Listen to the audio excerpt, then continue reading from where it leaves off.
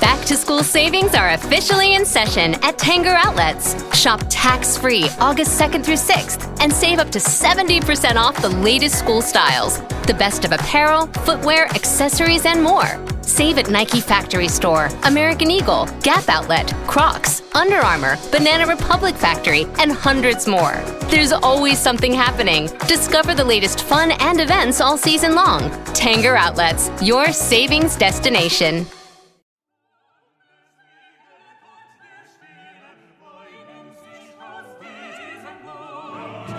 Welcome to Die Hard on a Blank, the podcast where we explore the influence of Die Hard on action cinema, one action movie at a time.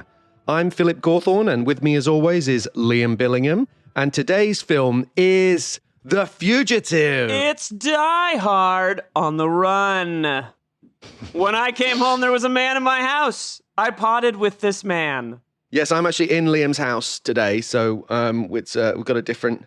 We've got a different energy. But also today. We have guests direct from the East Coast. We are graced by the presence of two very special guests who are Dominick Nero and Adam Volerich, who are together the co-hosts of the wonderful film podcast Eye of the Duck, Hi, which guys. we'll talk about in a second. Hello. Welcome, Dom and Adam. Thanks for being here. Thanks for having us. Yes, thanks for having us. It's a long time in the planning. I feel like we've been talking about this has for a been, while. we've been waiting for a while for this. Will they, won't Actually, they? and the reason that I met Dom was a positive social media story, which doesn't happen too Perhaps often. the only one. Yes, it certainly, certainly one of few. But I'm always bashing Twitter at the end of the show when we do our social media outreach stuff. And but the reason that I met They're not Dom, paying for the show anymore, unfortunately. they cut off the funding. was an ad popped up for Esquire, and the ad was a piece called "It's Time to Redeem Prometheus" by a film journalist called Dominick Nero. And I read this piece because I'm always interested in the discussion about the alien mythology and the alien universe. And I read it and I thought it was great, and a rarely insightful and intelligent piece that was really, really thoughtful. And so I reached out to Dom just randomly on Twitter and said, "Hey, look, I read your piece. I think it's great. We got talking. You guys had a podcast. We had a podcast, and I mentioned a few ideas, and The Fugitive was the one that you really wanted to do, and you very patiently waited. And I then got to know Adam as well through this fantastic show, which of course you did a series about all the Alien movies, which was really, really fantastic. And now you're doing this a new season. But why don't I let you guys explain to our listeners a little bit about the Eye of the Duck, what it means, and a little bit about your podcast. Yeah, great. Well, thank you for having us. And Phil, thank you for thanks so reaching much. out. I'm very humbled to receive an email from someone as talented as you, and who is like who read my work and appreciated it. Here at Eye of the Duck, we are big supporters of Prometheus. It's time to redeem Prometheus pod. Yes, the exploding head. It all works for me. When I saw it originally, I did not like it. I did not see the light, and Adam and I explored it on our show, and here we are. It changed our lives. It brought us all together. This term, the Eye of the Duck, comes from David Lynch. Is that right? Yes. Yes, he's when he does the press tour for I think it's Blue Velvet. He starts talking about this idea of he starts talking about a duck. First of all, Of course he does. Saying, sure. Classic Lynch stuff.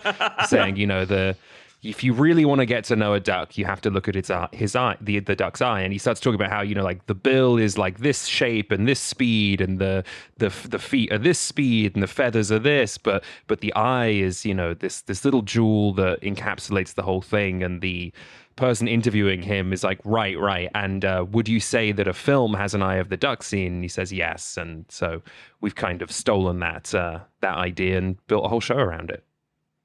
What is Yeah. are you guys Lynch fans? What's your favorite Lynch film? I am deeply in the Lynch in the Lynch fandom for sure. over the pandemic, I had a a chance encounter with a literary agent, and I almost had a book going about the return of Twin Peaks. I put together a whole proposal. It was my big pandemic project. Sadly, it did not go anywhere at the moment, but that got me so deep into the Lynch world that I can never get out at this point. Personally, for me, Twin Peaks: The Return, the third season of Twin Peaks, is like my, I guess, my personality right now. After watching so much of it, that's, are you okay? That's kind of Do you need all I help? am. That's really worrying, Dom. I don't know. Am I okay? Don't say that at like parties as your pickup It's line. basically all I've been reduced to. But yeah, Adam and I, we've talked about some Lynch on the show, right? Yeah, I'm similarly very, very pro David Lynch. I kind of flip-flop between like Mulholland Drive and Lost Highway, which I think are very similar films and would make a great like double feature in a lot of ways. Sister films, yeah, 100%. Yeah, Well, so while I we're love on those the movies, subject and I love Lynch. Of your favorite Lynch films, our show is is predominantly about action movies. So one of the questions that we're really interested to know from you guys as very sophisticated cinephiles that you are is, what is your favorite action movie? Oh man. Well, like you, mine is Die Hard. Excellent choice. Come on, you got to do a different one than that. trying to curry favor. I mean, Dom can corroborate this. I'm like properly obsessed with Die Hard. I every year on Christmas, basically, I think for the last 10 years almost. I mean, pandemic kind of ruined it, but I have people over on Christmas Day to watch Die Hard. That's so presumably you do believe it's a Christmas movie. Presumably, yes. I mean, for me, it is the Christmas movie. It's the only one I look forward to watching every year. For Totally me, agree. Weapon. First of all, I've never been able to attend Adam's Die Hard Christmas party because I'm a good Catholic boy, and I always have an actual Christmas party to attend. But he invites me every year nonetheless, which is part of. You're watching Twin Peaks: The Return. That's sort of what you're doing at that time. It's always happening in the background for me, or at least in my mind, at least. If I had to pick a favorite action movie, I mean, it's hard because it's so many movies fall within that genre. But I guess a good one to bring up here, I think, would be Looper, which is a film that Adam and I spoke about on the first episode of our podcast, as we were still sort of exploring this idea. It's a film we both hold near and dear to our hearts, and a movie that I don't see it on the slate that you originally shared with us, Phil. I'm wondering, are you guys ever going to do Looper? Die Hard. It raises an interesting future. question, because we have debated. That's a great shout. We have debated whether to encompass science fiction. Like, we're having this sort of on the horizon is The Fifth Element, for example. Which has some Die Hard echoes, especially in the third act. It's got that ticking Bruce clock. Willis movie. Mm-hmm. So it's definitely like a conversation that we're willing to have as the show evolves. But that's a really interesting. I think we should do Looper. Looper fucking rules. I can't believe we're. I think you guys are advocating to come back to do It's my favorite Looper. Rian Johnson movie. I think. Oh my god, it's incredible. I remember it was like a revelation in the movie theater. I was like, oh, he made this like giant, thoughtful. Yeah, you walk out of that one and you're just buzzing. You're like, oh my god, I can't believe they let him make this. When Knives Out came out and everyone was like, oh my god, I was like, I was there when Brick came out, but also I was there when Looper came out. Like, it was it was this moment of like, oh, you like Knives Out? Go back. Yeah, it's great stuff. Amazing. So going back to this list of movies that you just brought up, I sent you, I think maybe 20 or 30 when we were originally conceiving the show and we were at our early stages, but this was the one that you immediately wanted to do, and we've been waiting and holding it for you. So we fought off the hordes that wanted to podcast about The Fugitive. There were a few that were really, this is a popular movie, and a lot of guests were like, oh, we want to do The Fugitive, and I was like, I'm sorry, it's already taken. So, but why this movie? What is it about it that you really wanted to talk about The Fugitive? I mean, First of all, I feel like a very, very lucky person that that for real. we were able to get The Fugitive and claw it away from everyone else. It is just like objectively the greatest movie ever made. That's Hell yeah. Unanimously, we're all in agreement. There's no better movie than this. I mean, it's a good question. I mean, it's just such a like. It's such a part of my life for some reason. Just growing up, it's like one of those movies that was always on. Like I've heard you guys talk about like dads and action movies on your show, and I was thinking about my dad, and like this is one of the movies that when it's on, my dad is like, "Oh, we gotta keep this on." I don't have like cable TV or anything here, so it's not as if Die Hard. I mean, it's not as if The Fugitive is always on in my apartment, but like anytime it comes up or anytime there's mention of it, I can't avoid it. I mean, it's The Fugitive. It's Harrison Ford versus Tommy Lee Jones. Yeah. Adam, what's your relationship with this movie? I actually watched it for the first time relatively recently. When I was sick with COVID, I went down this sort of like thriller hole, and I watched this and Air Force One as a double feature, which was just a tremendously good fucking time. Damn. It was COVID to come over to your house to do that. It was the best part of being sick with COVID. I was like, truly. So I watched those two as a double feature, and I think I also did The Pelican Brief and The Firm as a double feature the following day. Yeah. And those were all first time watches for me at the time that I did it. And I basically walked away from that week of COVID, just ruined from having COVID, but thinking, we used to be a country. Like, what happened? We used to make cinema. Like, oh my gosh. I literally had the same speech during the Hard Boiled episode that I think we had to cut out because I went too Phil, crazy. this is like literally the only speech you give. Let's be real. That's true. This is your shtick. It's your shtick. I do say it at noon every single day. Yeah. It's like mindfulness practice for you. Liam, I'm sure you have a big relationship with this movie, right? I was thinking about it last night, and I remember, in our previous episode where we talked about Cliffhanger with Jamel Bowie, plug, I told the story about I remember seeing this movie in the movie theater in the August 6th, 1993, with my dad, with my family. We were on vacation. Oh my God. And there was a preview for Demolition Man before, and it was like no one knew what to do with Demolition Man in 1993, so the preview ended and the theater was silent, and my dad just very loudly went, "That looks like a good movie," and like the whole theater just went into hysterics. I remember seeing this. I remember having a Crystal Pepsi at the screening of this movie. Like, it's burned into my memory. We had it on VHS.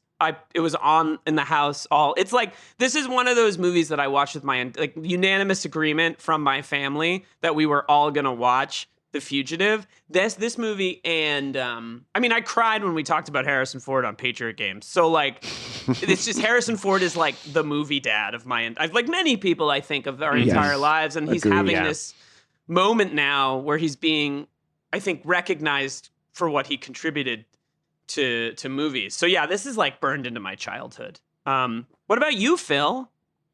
Well, similarly, I remember going to the movies to see it, and this was actually in the old movie theater that was in my smallish town where I grew up, as opposed to the multiplex. They still had one of those old, what they used to call like flea pits, with the big red curtains, and used to probably be like, a stage, thing back in, it was very, very old.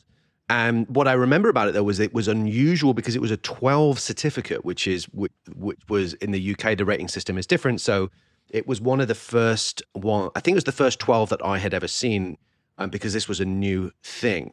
And I do I guess I would have been actually 12.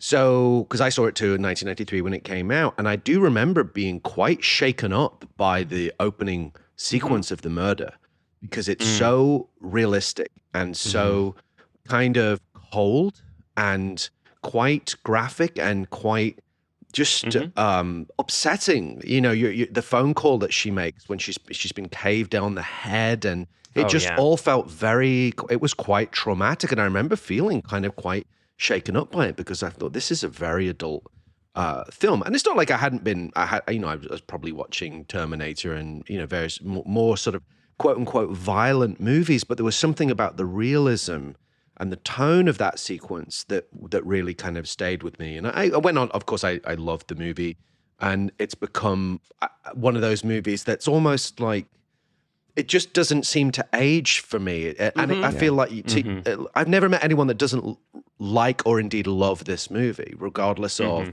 their background, age, gender, film taste, anything. To me, it's just sort of a universally, just a kind of a perfect movie. I joked in the end of the last episode, it was like perfect organism, to return to, our alien conversation. But I really do think this is, we talk a lot about how Die Hard is a Swiss watch of precision in terms of its construction and execution. And I think that the same is absolutely going to be said of The Fugitive. So I'm looking forward to unpacking it with you guys. So why don't you give us some top line fact check? Give us our facts about The Fugitive. Yeah, so our top line fact check for The Fugitive, which is about to celebrate its 30th anniversary. As Liam just mentioned, it had its wide release on August 6th, 1993, which was approximately 6 weeks after our last film, Last Action Hero, which was released June 18th of 1993. And we're now 5 years after the release of Die Hard in the summer of, which was, of course, in the summer of 1988. This film was directed by Andrew Davis and produced by Arnold Kopelson. It stars Harrison Ford, Tommy Lee Jones, Celia Ward, Joe Pantoliano, and Jerome Crabbe. The film was, of course, based on the television series, which was created by Roy Huggins. And the screenplay was by Jeb Stewart and David Twohy, based on a story by Twohy. And on an estimated budget of $44 million, it grossed a staggering $368.9 million. Absolute monster hit in the summer of 1993. Now, one of the things we also like to do for the uninitiated, perhaps the Eye of the Duck heads that have gravitated towards our Dom podcast. heads, the Adam heads. Yeah, exactly. The ducklings. Is just explain what the term, similar to you guys, we have this slightly esoteric term inside a film term, Die Hard on a blank. Not everybody may know what that means. So just to clarify, it is the cultural or industry shorthand for any film that utilizes this particular storytelling paradigm of broadly bad guys take over a blank and it's up to one guy or group of people to fight back. Examples, we talked about the more obvious ones, Under Siege, Passenger 57, Toy Soldiers, that are very direct Die Hard scenarios, whether it's Die Hard on a boat, Die Hard on a bus, Die Hard on a penny farthing, whatever it might be. But there are other films that are influenced by Die Hard in more subtle ways, which I would suggest is the example that we have here today with The Fugitive, because people might be thinking, well, what's this got to do with Die Hard? But that would bring us to a section that Liam likes to call Die Hard DNA. So the big one on the top of the ticket here is the fact that the original writer of Die Hard, Jeb Stewart, was also a writer on this film. So there's an undeniable direct connection there. One of the great action screenwriters of the era, and remains so to this day. There's also a strong, you can't really talk about The Fugitive in its wider context without talking about the Under Siege connection here.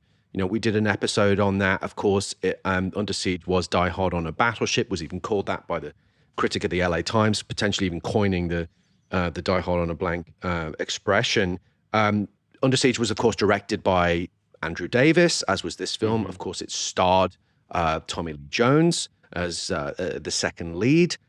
Several other actors also appear in both films. Yeah, this movie is like I appreciate that Andrew Davis seems to have like a troupe of guys from Chicago with incredible facial hair and that wear suits like my dad that just keep showing up in these movies. Like there's the two cops, they're both like stalwart Chicago actors, right? Mm-hmm. There's the guy who plays Copeland in this is one of the Eddie Bo Smith Jr. Eddie Bo Smith Jr. Right in The Fugitive, and like just this is like a movie of faces in the same way that I think Under Siege is a movie of faces. Yeah, so the character of Newman, Tom Wood, appears briefly in Under Siege as the sailor that's tasked to keep Seagal in the meat locker.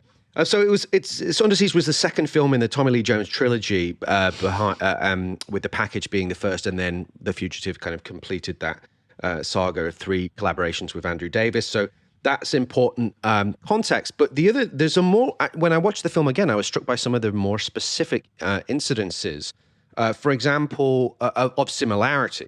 For example, both films have this wily hero, right, who's always on the move, has to improvise constantly to avoid capture, often ending up in these tight, confined spaces, such as, a tunnel.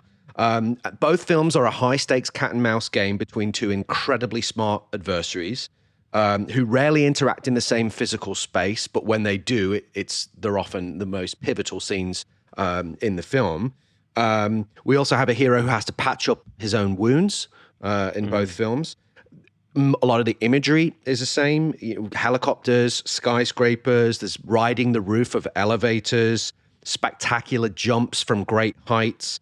And one of the big ones is, in the climax, the hero is on the rooftop of a skyscraper above the city, where you've got these misinformed, trigger-happy cops trying to shoot him from a helicopter.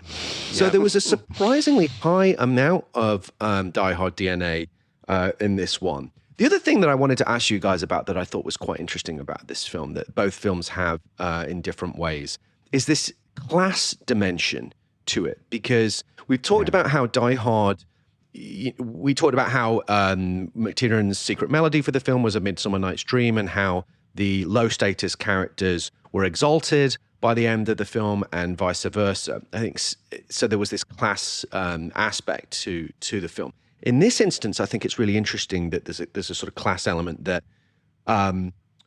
the sort of blue-collar cops have a resentment of this doctor, of this highfalutin doctor. They even calls him a quack at one point, the tough Chicago cop, and Tommy Lee Jones puts a notable piece of disdain in his famous speech when he says, "And our fugitive's name is Dr. Richard Kimball," right? There's a real sort of kind of class resentment going on there. But I think it's really interesting that this wealthy, kind of well-to-do, highfalutin top surgeon has to masquerade as quote-unquote invisible minimum wage workers to live almost off the grid and not be noticed. So I think, I don't know if you guys, did you pick up on any of the I was thinking a lot about all of that, actually. Yeah. This idea that he, as you say, he kind of becomes invisible by putting on, jumpsuits and he just decides, I'm a janitor in this building, and people are like, all right, whatever,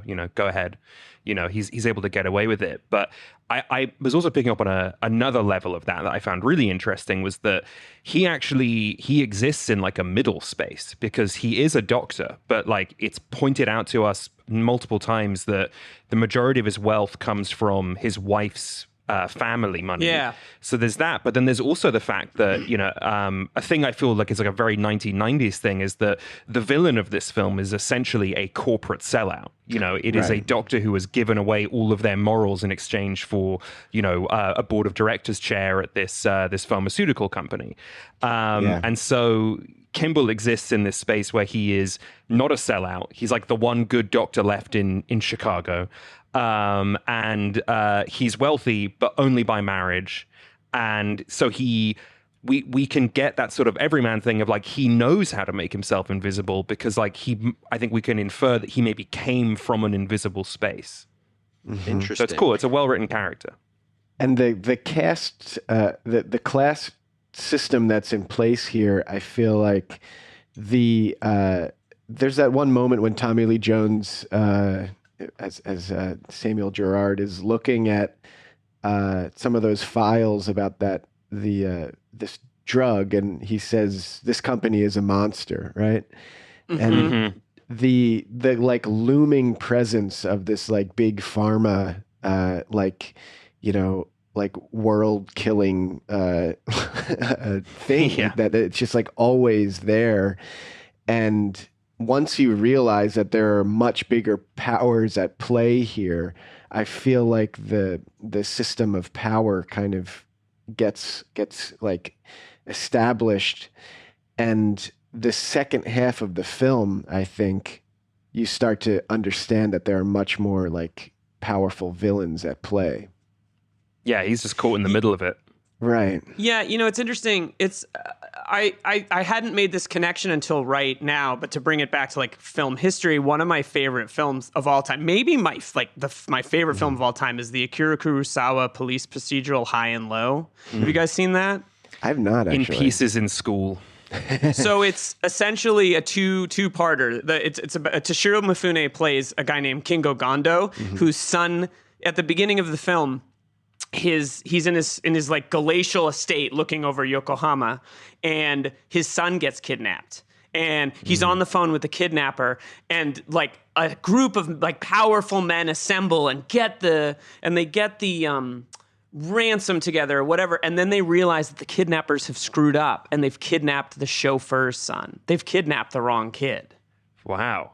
And so now Gondo has to make a decision about if he's going to pay the ransom that will literally destroy his company to save the chauffeur's son.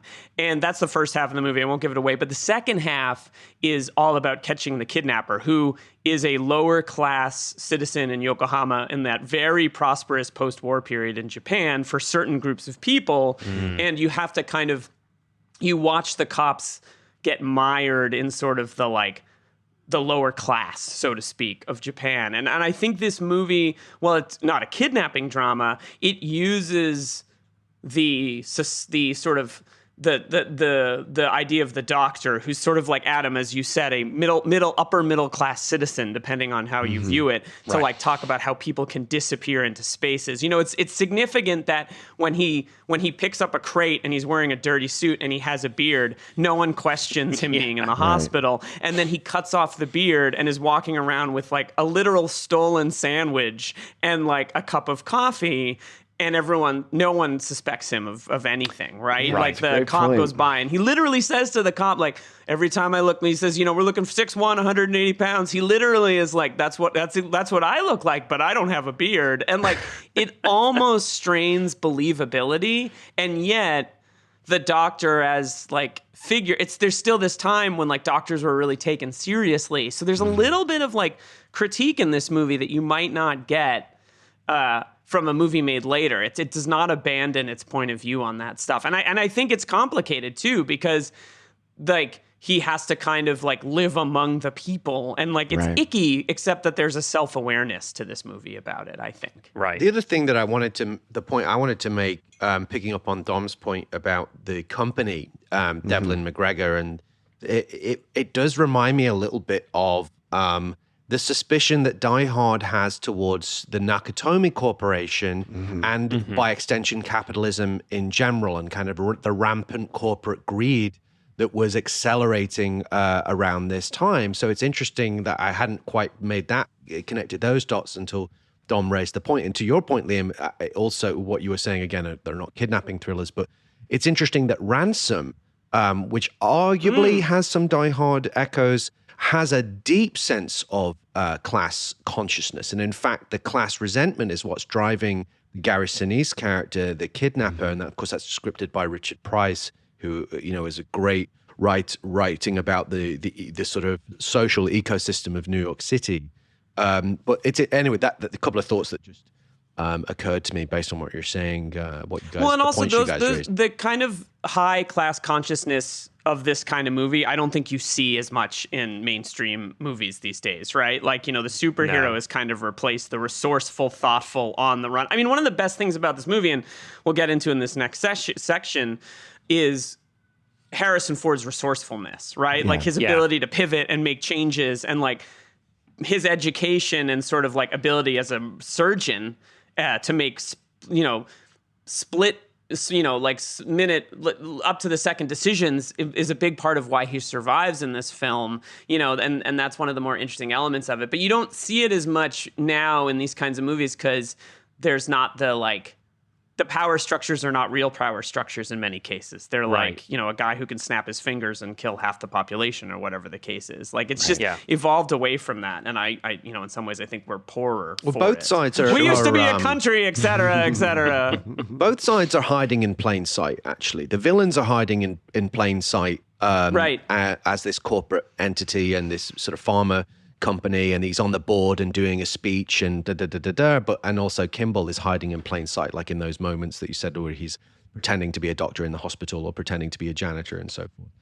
Shall we move on to our next to the section labeled Anatomy of an Action Movie, a section that Speaking of Phil's own surgeons. design where he lists the tenants. We live in a Twilight world. Very good. And there are no friends at desk of the action movie. Real quick, are you guys Tenet Hive? If we're Prometheus Hive, we have to be Tenet. I'm pro Tenet for sure. Yeah. I'm anti. Dom, what was that sound that you just made? I'm an anti-tenant. Okay, I quit. No! Probably the first 50 episodes of our podcast, we argued over Tenet. Pretty much every episode. Okay, I got to every go week. back and listen and support Adam because it's a great fucking movie. Yeah, it rocks. Phil, what are the tenets? What are of the action movie as you see them? Yeah, so there's the premise, which obviously the fundamental concept of the movie, which often incorporates the ticking clock, whatever the plot mechanism is that is driving the movie forward and creating suspense and tension. Then we have the hero, the villain, which we're adjusting slightly with an asterisk this week because it's actually the antagonist. We have an antagonist and a villain, which is an important distinction. Then you have the action, the humor, and sometimes the lady. She's a lady. Whoa. We do it every time. It's obnoxious. I'm sorry. I had to do it. Love it. So the premise of this movie, it's interesting. I actually watched the pilot of the Fugitive TV series. The Quibi series? Oh, wow. Remember Quibi? Good times. Never forget. There is We used to be a country, et cetera, et cetera. there's et a cetera. Fugitive Quibi series? There was a Fugitive Quibi series with the guy from Wings, whose name escapes me. No, that but was a one of the different two one, brothers. wasn't it? It was a Oh. 2000 remake with That's Tim right. Daly from Wings, Tim Daly. and McKelty Right. Williamson, who we love Ooh. from Heat He's a good and Forrest actor. Gump. I haven't seen that, but I did see that they had put the pilot for that version on the Blu-ray release for the film. Oh, that's I amazing. did not watch that. I watched the trailer Yeah. and that was enough. But there was a Quibi series with Boyd Holbrook as the fugitive and Kiefer Sutherland as the pursuer. Oh, wow. Interesting. Do you think on set of Indiana Jones 5, Boyd Holbrook was like, we both did it. We're the same. You and Richard Kimball. We both been some version of Richard Kimball. And Harrison Ford was like, okay, Harrison Ford great. grunted at him, Yeah. growled. Yeah. Yeah, so Dad mad at me? it's interesting watching. So I watched the pilot of the original 60s television series. Has anyone seen it? Have you guys? I have not not. watched No, it. I I've have always seen been it years curious ago. about it. Years. My dad showed it to me after we watched the movie because we were cool like that. Yeah, we watched it. We went back and watched it. It's interesting. I think it's such a brilliant adaptation because it takes the core elements of it. Right? All of the elements are there. He's a doctor on the run. It's a train. He's on rather than a bus that is hit by a train or crashes and then is hit by a train. He's on a train being transported, and then there's a crash and he escapes. And it's sort of like, I remember one of the reviews I think called it he was the Lone Ranger with a stethoscope, in the sense that it was that TV formula of going to different towns, getting in adventures, getting mixed up in things. Meanwhile, there was this overarching plot of the detective who or the cop who is actually called Philip Gerard and not Samuel Gerard. But he is called Gerard, who's also relentlessly pursuing him. And the one-armed man, is involved and is the suspect, but there's an air of mystery to it. But it really, something that I deal with a lot is the challenge of adaptation when you're adapting the god-awful phrase IP. What do you keep and what do you discard?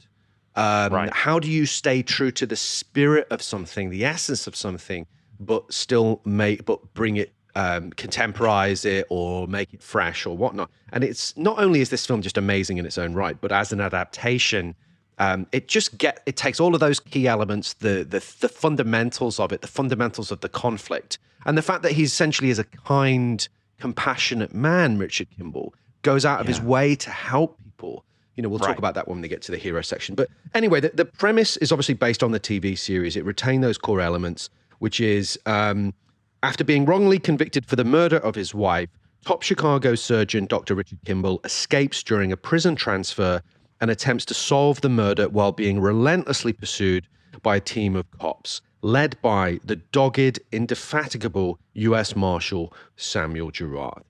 And the ticking clock, I would suggest, is genius, which is, can Richard Kimball avoid capture long enough to solve the murder of his wife? I mean, it's great. Home run, just clean conflict. Brilliant. I mean, Dom said something earlier about this being the perfect movie, but I have a very specific question, which is this the perfectly edited movie ever made? And, one thing we didn't get into when we were talking about, sort of the top line fact check, this movie, I don't know if you guys know this movie went into production 9 months before it came out.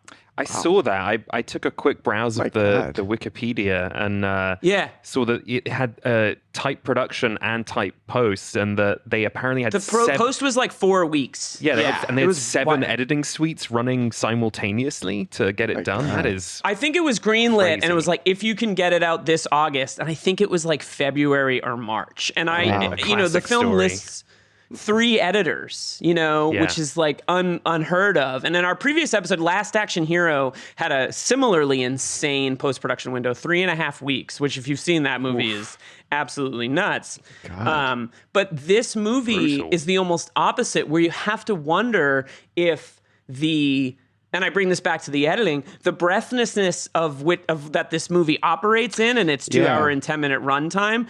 You almost have to wonder if the editors were like inspired by the fact that they were like, okay, we have to cut. 7 edit suites. Can you imagine 7 edit suites running simultaneously, cutting this movie? It just, and you can feel it. You can feel it in that you enter into scenes. There's a great moment when they're interrogating Kimball, and it cuts to the guys behind the glass and that smarmy piece of shit dude who's like, book 'em. Yeah. But they cut back into the room, and you see the shot of Ford, and he knows that he's a suspect now. And you don't see any of that happen, but it's in what I would describe as Harrison Ford's maybe most wrenching performance. He's absolutely incredible. But you can just feel that, like, they were like, let's get through this. Let's make this movie with the same breathlessness that it needs to survive with. And I think that's so beautifully reflected in how this movie is cut. It is like no fat, unbelievably cut. Yeah. I was very struck by that in the first act.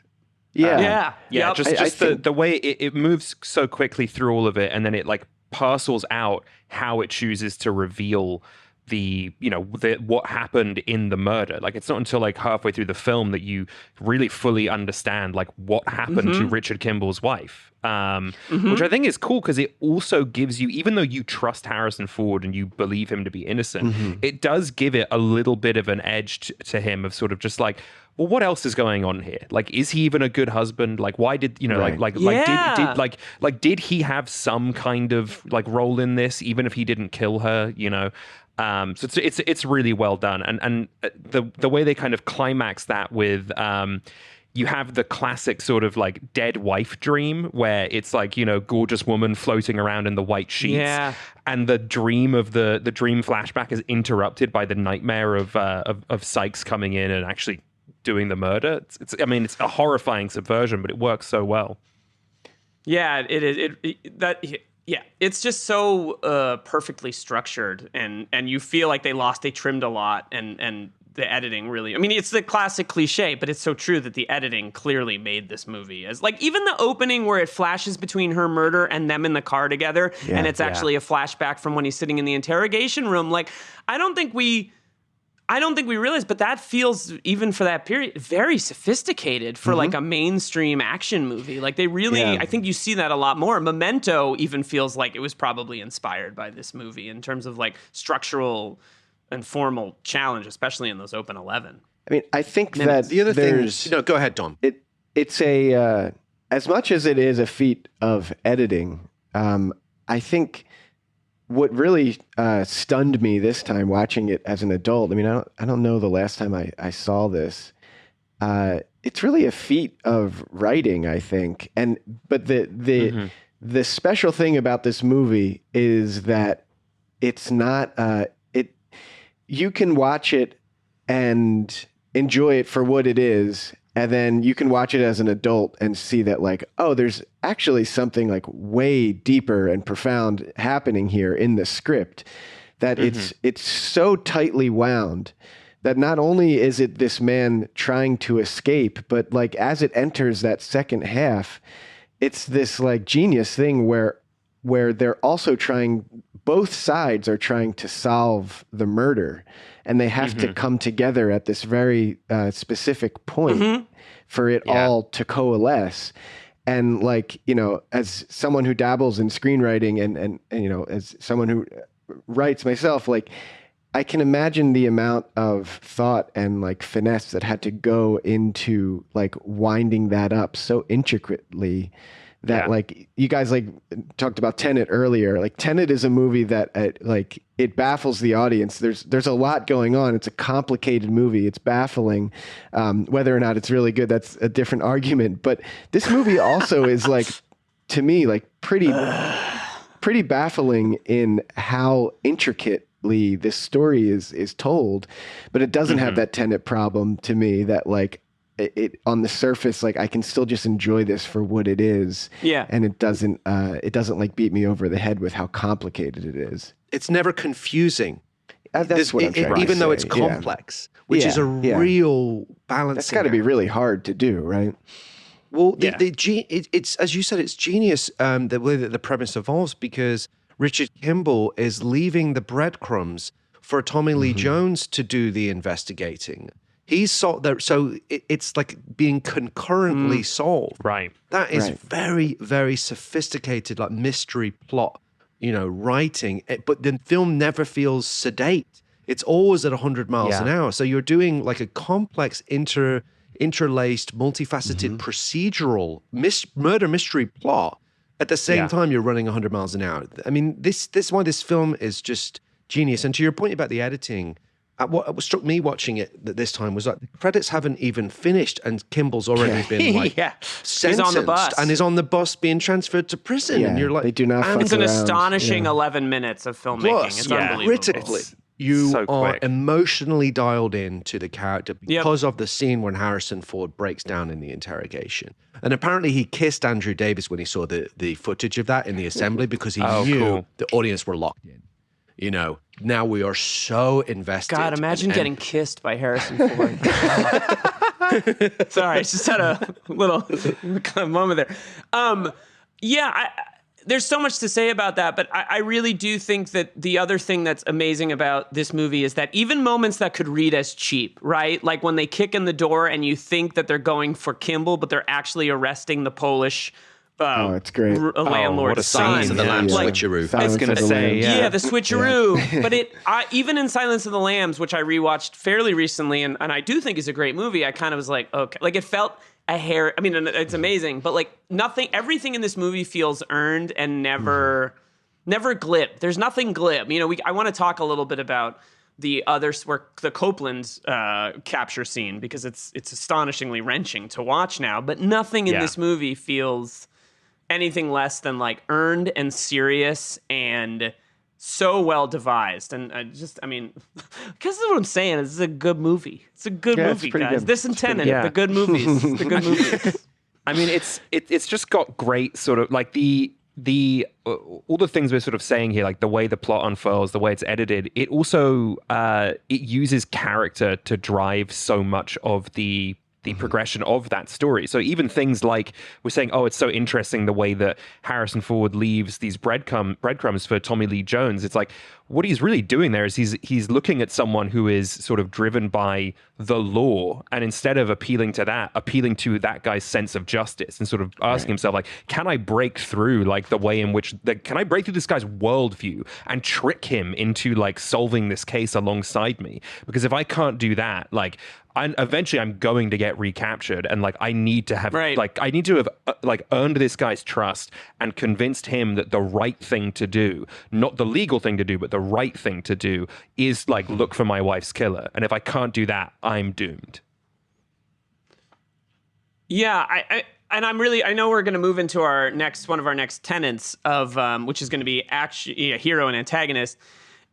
And I'm really, really excited to talk about the way cops are portrayed in this movie, because there's something really dynamic and complex about how they are in the film. But Phil, let's let you cook on the hero, which is what I think we're talking about next. Yeah, we can talk about the hero. I did have some other points, but it feels like we can kind of come back to that. I'll bring it up in our kind of final, when we render our final verdict. No pun intended. The hero. Well, you know, you're saying you're going to let me cook on Richard Kimball, but I feel I can't be cooking on Harrison Ford. I'll cook on Tommy Lee Jones. You know, I want our guests to cook on. I've cooked on Harrison Ford. What I wanted to ask our guests was, please, first, any thoughts that you have on why this character is so compelling, and anything that you want to say. But a specific question is, you know, where does this character rank among Harrison Ford's greatest roles for you guys? Oh, wow. No press.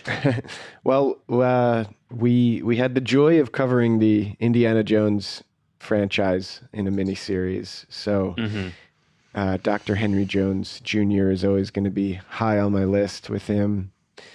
I mean, there's something to this beard era of Harrison Ford that is so very, handsome. very good. Oh my Including God. his appearance in the Young Indiana Jones Chronicles the TV with this show, beard during production of this film. I mean, this has got to be up there. I don't know that anything can beat Indiana Jones. What do you think, Adam? Yeah, I mean, I will say I like this film is my first exposure to sort of this like other period of Ford's career. Like, I don't have a ton of experience with like action movie Harrison Ford. And like I now feel like very grateful that I get to explore that kind of for the first time. But I think this is an amazing performance. You know, we were talking about that first act, and like for me, like the moment where you cut to him in the trial while we're hearing and also seeing the 911 phone call. Like, great. He's doing so much with just, you know, like micro, you know, movements of his face, where like this is the kind of thing where you're watching the performance and you realize like this movie only really works with a true movie star of this caliber in this role, and like Ford is the guy for it. So yeah, this definitely ranks very high for me. And I have much to say about the character as well. But yeah, Ford is fantastic here. What do you think, Liam? Where's he on? Where's Kimball on your list of Ford on the Mount Rushmore? It's funny, Adam, to your point, like my favorite Harrison Ford, and this could be nostalgia. It could be like, this is from my prime movie watching years, but like I watched these movies, all of these movies again and again. They were like, my dad loved Harrison Ford. That was a big part of our sort of like movie watching habit. And more even than, and I love Star Wars and I love Indiana Jones. And I think that one of the most beautiful things about Harrison Ford's career is that he like did that, and then he stopped doing it for a while. And then he was like, I'm just going to show how I might be one of the greatest actors of all time. Yeah. Like really, truly. And, you know, to jump ahead, I remember seeing The Force Awakens when it came out in 2015, and kind of like when he first showed up on screen being like, what are we doing here? Like, this feels a little bit strange to have him back as Han Solo, as excited as I was. And then there's the scene with him and Adam Driver. Yeah. Oof. And I was like, oh, this is the fusion of one of the most iconic parts he's ever played with the 30 years of acting that he did in between these things that are absolutely like, you know, because he like absolutely astonishing, because it wasn't that he wasn't a great actor, but he was, to me, in some ways, a movie star. You know, before Star Wars, we had The Conversation, which he has like a small but incredible part in American Graffiti, where you're kind of like, oh, this guy could be a movie star. And then he goes and he does some incredible movies in the 70s, 80s, like beyond Star Wars. He does like Presumed Innocent, which is a really strong Witness, his Peter Weir films. Like he was doing this stuff at the same time. But then it culminates in this one absolutely heartbreaking scene in The Force Awakens that, Adam, I think the like mournfulness of that comes back to that moment in The Fugitive when he has his head in his hands. And I just think that, like, you know, when, as dark as it is to think this way, but when they do the memoriam, the scene that they're going to show beyond maybe the Force Awakens thing for the fans is the interrogation scene in this movie, because he is absolutely incredible. I mean, it's cliche to say, but that is like, it's crazy that that's in a summer movie, and it's crazy. You know, we talk about letting us cook. Andrew Davis was like, Harry Ford, cook. Like, this is the worst moment of maybe anyone's life. You've lost your wife in the most heinous way imaginable, but also you're the suspect. And these fucking buffoons are questioning you when about he says it. And they he's took like, everything from me. It's amazing. It's like comes right out of his soul. It's almost like so honest. Psychodrama method acting classwork, right? Like, you feel like he's gone beyond the formality of acting on camera and like really pushing himself to this like way that you learn to do in an acting the other class, thing but not indulgently so. About that just scene, like, to that point, Liam, is he specifically didn't want to know the questions that the cops were going to ask him. And one of those cops, Joseph Casala, was a real ex-cop. So he knew his, whatever the acting, like his informed circumstances or whatever the correct term is. He knew the information that his character needed to know. Given the circumstances of the scene, He knew that, but he didn't know what they were going to ask him. So, because he wanted to go to be vulnerable, you know, which is often when the great, if you combine that vulnerability and that emotional honesty, I think with the technical precision and gifts and understanding that Harrison Ford has, then that's when you get those transcendent moments. Well, it's like watching a 50-year career, and you can see the growth. Like, you know, it's sometimes hard to remember that actors evolve and change over the course of their careers, especially someone who's iconic as he is. And he's built this like absolutely astonishing career where he just gets better. I don't know if you guys watched Shrinking, the Apple TV Plus show. He's amazing in it. Yeah, it's a great performance. He's amazing. Yeah, and like I really enjoyed that show, but every single episode I was devastated by how good Harrison Ford is in that. And it's years of doing these like green screen dramas, and it's funny and like real, like a real person, like a guy who's also not putting on he's kind of just Harrison Ford playing a psychiatrist, and it's you know, someone should write a book about the way his career evolved. And to go back to your original question, this is like top 3 or 4 for me. Yeah, you know, I would agree. think for me, it's up there for sure. It's always going to be Clear and Present Danger. I think he's just, I think that movie's amazing, and I know we're going to cover that. And obviously Jones in this, but there's something about the fact that he played this role, he absolutely owns, and he never returned to it, and we're going to have it as like a, also, this is the only movie we've talked about so far that's been nominated for Best Picture, Phil. I mean, this is like, you know, Die Hard on a blank hitting this like whole new level. Could you of imagine right? if this movie came out today, it would not get a Best Picture nomination? No.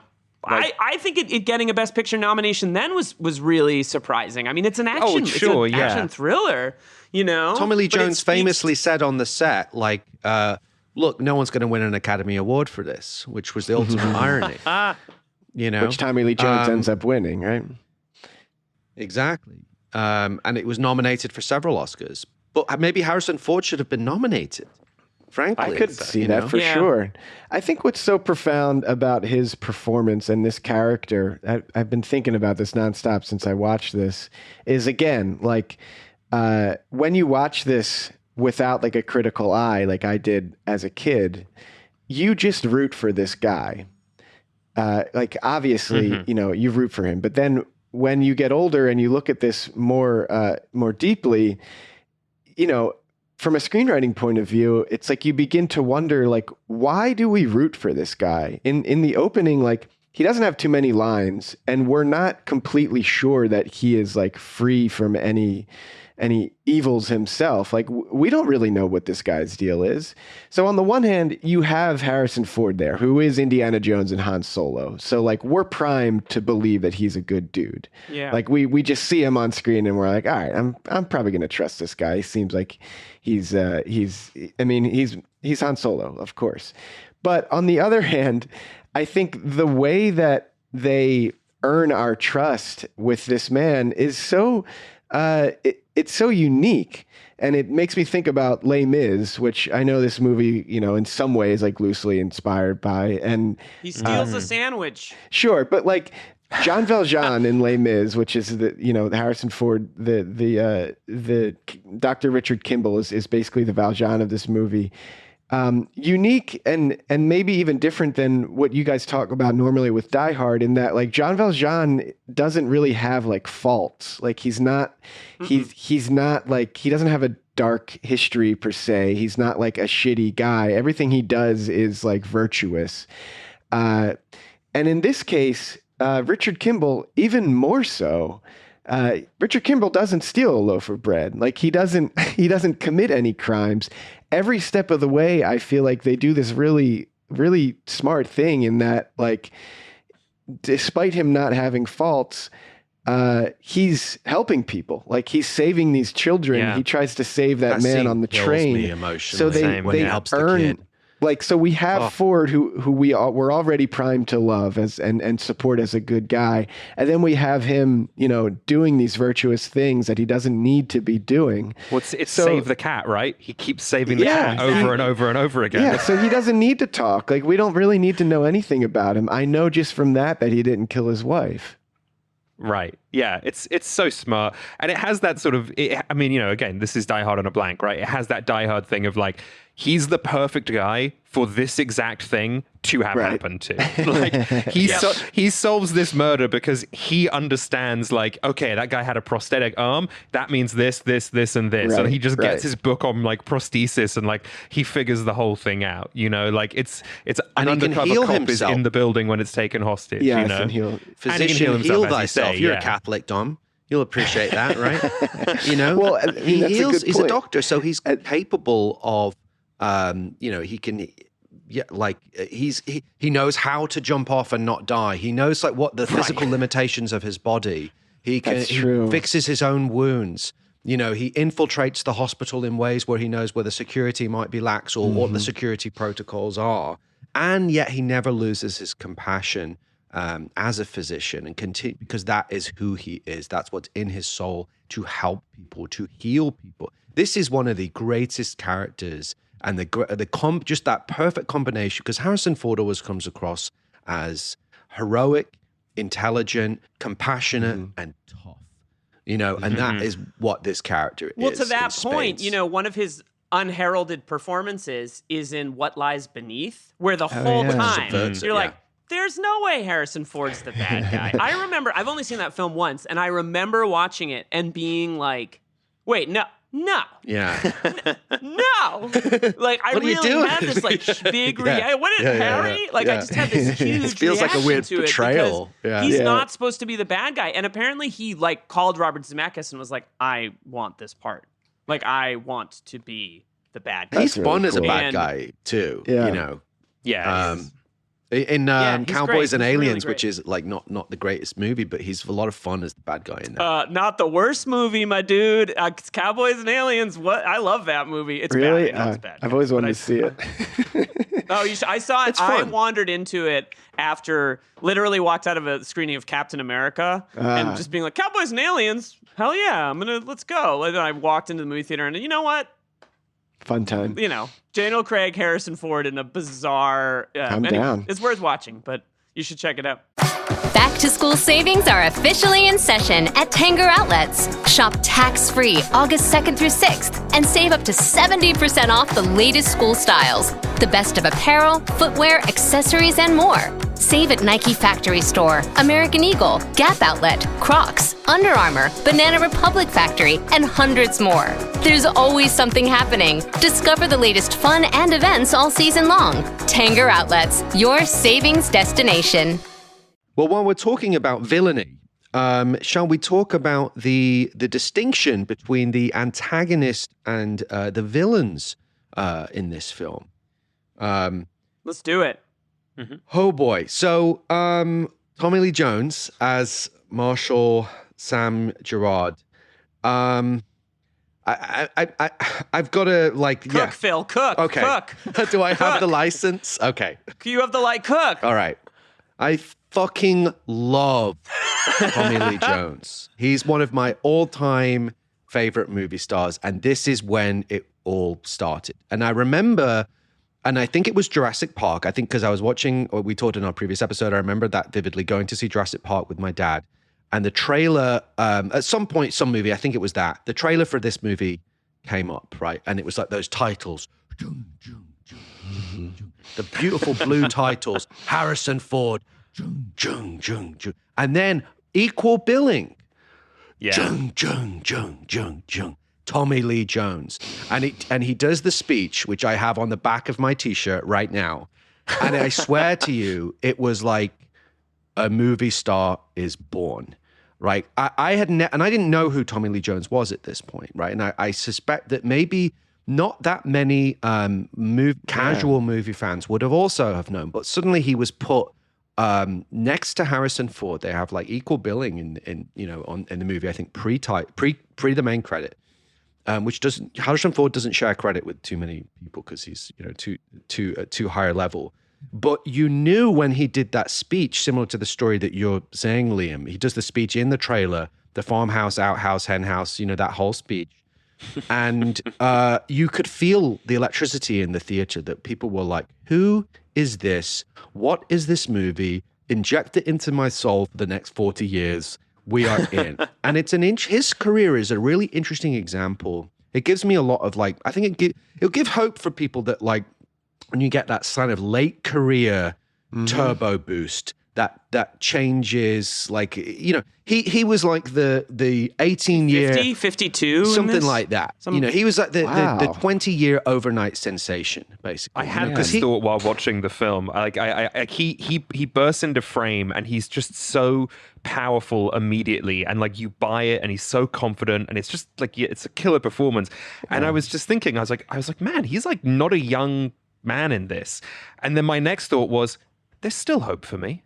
Yeah, exactly. Adam, you're doing great, bud. You like Tenet. It's all good, dude.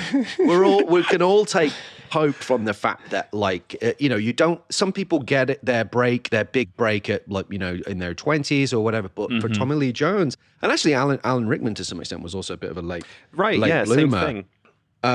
But he'd been in movies going back to a movie that I love, Rolling Thunder. Which is Coal late Miner's 70s. Coal Miner's Daughter, Executioner's Song, a movie I love called Stormy Monday, which is a Mike Figgis movie set in Newcastle in the late 80s, and he plays an American businessman who's sort of sinister. It's a really awesome movie. He'd been doing great work, and of course he'd been Oscar nominated for JFK just 2 years prior, and God, he's so good in JFK. Wow. Holy Okay, shit! so which was a very Tommy Lee Jones Yeah, performance, right? Well, it's interesting because rewatching this last night, I was like, this guy is a prick. You know what I mean? And I'm not saying that he's a prick. But the movie does this really smart thing. Watching this movie now, I think there's a little bit of queasiness about the idea of the cop is the good guy in some ways. But what the movie does is it creates this incredible distinction between him and the kind of the Chicago face cops that David Davis does. They're suspicious. They're not it's not that they're dumb, but they're not portrayed as particularly bright. They sort of seem reactionary. They don't trust, Ford. And I think a lot of those characteristics are true of Gerard in this. But he's kind of kind of a Michael Mann character in that he's I'm here to do my job, to be professional. I'm detached. I am not I don't care.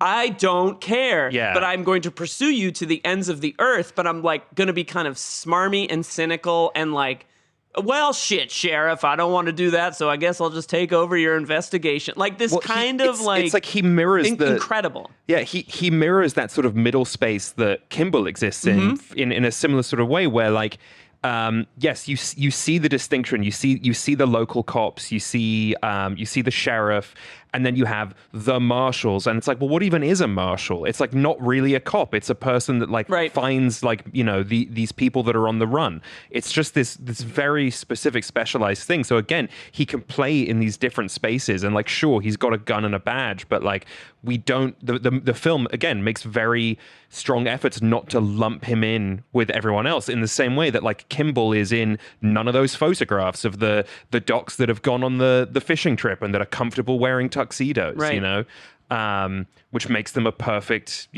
protagonist antagonist. I think the interplay between Samuel Gerard and Javert in Les Mis is very fascinating to me. For no spoilers to Les Mis, but like Javert commits suicide because Valjean is like imbued with the power of God in that film, and he's so righteous that Javert in his quest for moral authority realizes that like. That Valjean is a good guy, and like there are limits to this, like to being a cop, and you have to get to the point where you do have to actually care, and you have to look beyond just the legal system and more into your own like moral code, and it's fascinating to me that instead of having the Javert character in this film commit suicide, I guess like Richard Kimball does like defeat him in a way, but but it's, as what you were saying, Adam, is it's by appealing to his sense of justice and like proving to him that if you want to truly be like a good cop, then you have to actually look at what happened in this case, and and it's interesting that you have to stop being lawful neutral and become lawful good. Yeah. And Javert one of the moments just to tie that off, Javert in Les Mis, it's fascinating that like in that work, he jumps into a sewer to commit suicide, and in this one, Richard Kimball jumps into the sewer, and Tommy Lee Jones looks down, and he's like, "I'm not doing that. Like, fuck that." We gotta go. Well, and to contrast the "I don't care" moment, right? Yeah, I don't care. Later in the film, when Ford says to him, like, "They did it. They killed Helen because of the drug." He says, "I know it, Richard. I know it." And it's one of the more expressive, like emotionally expressive moments from Tommy Lee Jones in the entire film, because he's gone on this journey, right? And it's not that he's like, I'm a changed man at the end, but he's allowed for the like fact that like the nuance of like, I'm no longer like just a black and white, right? Pursuing a mouse kind of thing. Yeah, right. Yeah, it's more nuanced. He's not a government automaton anymore. He's Samuel Gerard, the human being, as well as just the U.S. Marshal who is an extension of government apparatus in the fugitive apprehension business, which is essentially what he is. But I also think you're totally right about the Les Miserables thing as well. And Andrew Davis is on the record specifically talking about that as a direct influence. But I also think it works on the level unconsciously of the Western. Again, Tommy Lee Jones feels like a guy, even though he's actually a Harvard literature grad and is a total intellectual, but was also on the Harvard football team and was a jock. Al Gore's roommate. Has a fascinating, there's an amazing documentary about that called When Harvard Beat Yale, and there was all these crazy, like, famous figures that were involved in this legendary football game where they came back and scored 16 points in the last minute or something. Oh my God. So Tommy Lee Jones, who he is as a person, isn't necessarily how he reads on screen, but he does look and sound like someone that could have been around in the 1700s or the 1800s in the Old West, lassoing people, in that classic, like the bounty hunter, and going after the outlaw, going after the fugitive. So there are those sort of echoes underneath this as well, reverberating, which just make for such a, you like both of them. Tommy Lee Jones is a little bit, he's kind of a hard bastard, but because he's so charming and charismatic, you kind of love him too. And it just makes it so entertaining to watch. And he's so good at his job. And as I always said about Die Hard, yes. Right. So that's it's the always Michael Mann of attractive it when all, someone is right? just like a fucking expert. Yeah. And when they're smart. People when they're doing their both, jobs. The hero Yeah. and the villain, as in Die Hard, are equally smart. And Yeah. it's just, Well, you it's know, kind that of a is throwback to Narrow handy for an Margin, audience. Phil. Sorry? Right? It has a narrow margin. It has a throwback to Narrow Margin a little bit, right? And that it's just two like professionals who respect each other, kind of in the Going same about their, doing their thing. cat and mouse kind of style, you know. But we even though that's also on a do train. see like dimension to him, like, and I love that moment, which is, as you said, with the moment when he shoots Copeland, is kind of complex and has a different sort of feel to it nowadays. Yeah. But the moment afterwards, when he is in the process of, Copeland, to be fair, does pull a gun on the cop and take him hostage, right? Like, it's horrible. Obviously, we know why this feels uncomfortable to watch now to some extent. But within the context of the scene, he's pulling a gun on a fellow U.S. Marshal whose life is in peril, and he could kill him, right? Just to play devil's advocate. And he ends up shooting Copeland. Point blank range. It's horrible. It's violent. We don't know. It's hard to say whether it's justifiable or not, whether it's righteous or not. Puts his subordinate at risk. He's just like, I'm willing to kill my coworker if it gets the job done because I don't bargain, and that's a real stance to take. That's like you can't come back from that. It shows like it's frightening and disturbing because it shows the lengths that this guy will go to quote unquote get his man to get the job happens and you're done. like, oh my god, Kimball is fucked. it's really intimidating and scary, and it does kind of complicate our feelings towards the character. But then you see in the aftermath that interesting scene where he pulls Newman aside and he whispers in the ear with that incredible line where he's saying, because his hearing's damaged, and he says, can you hear me?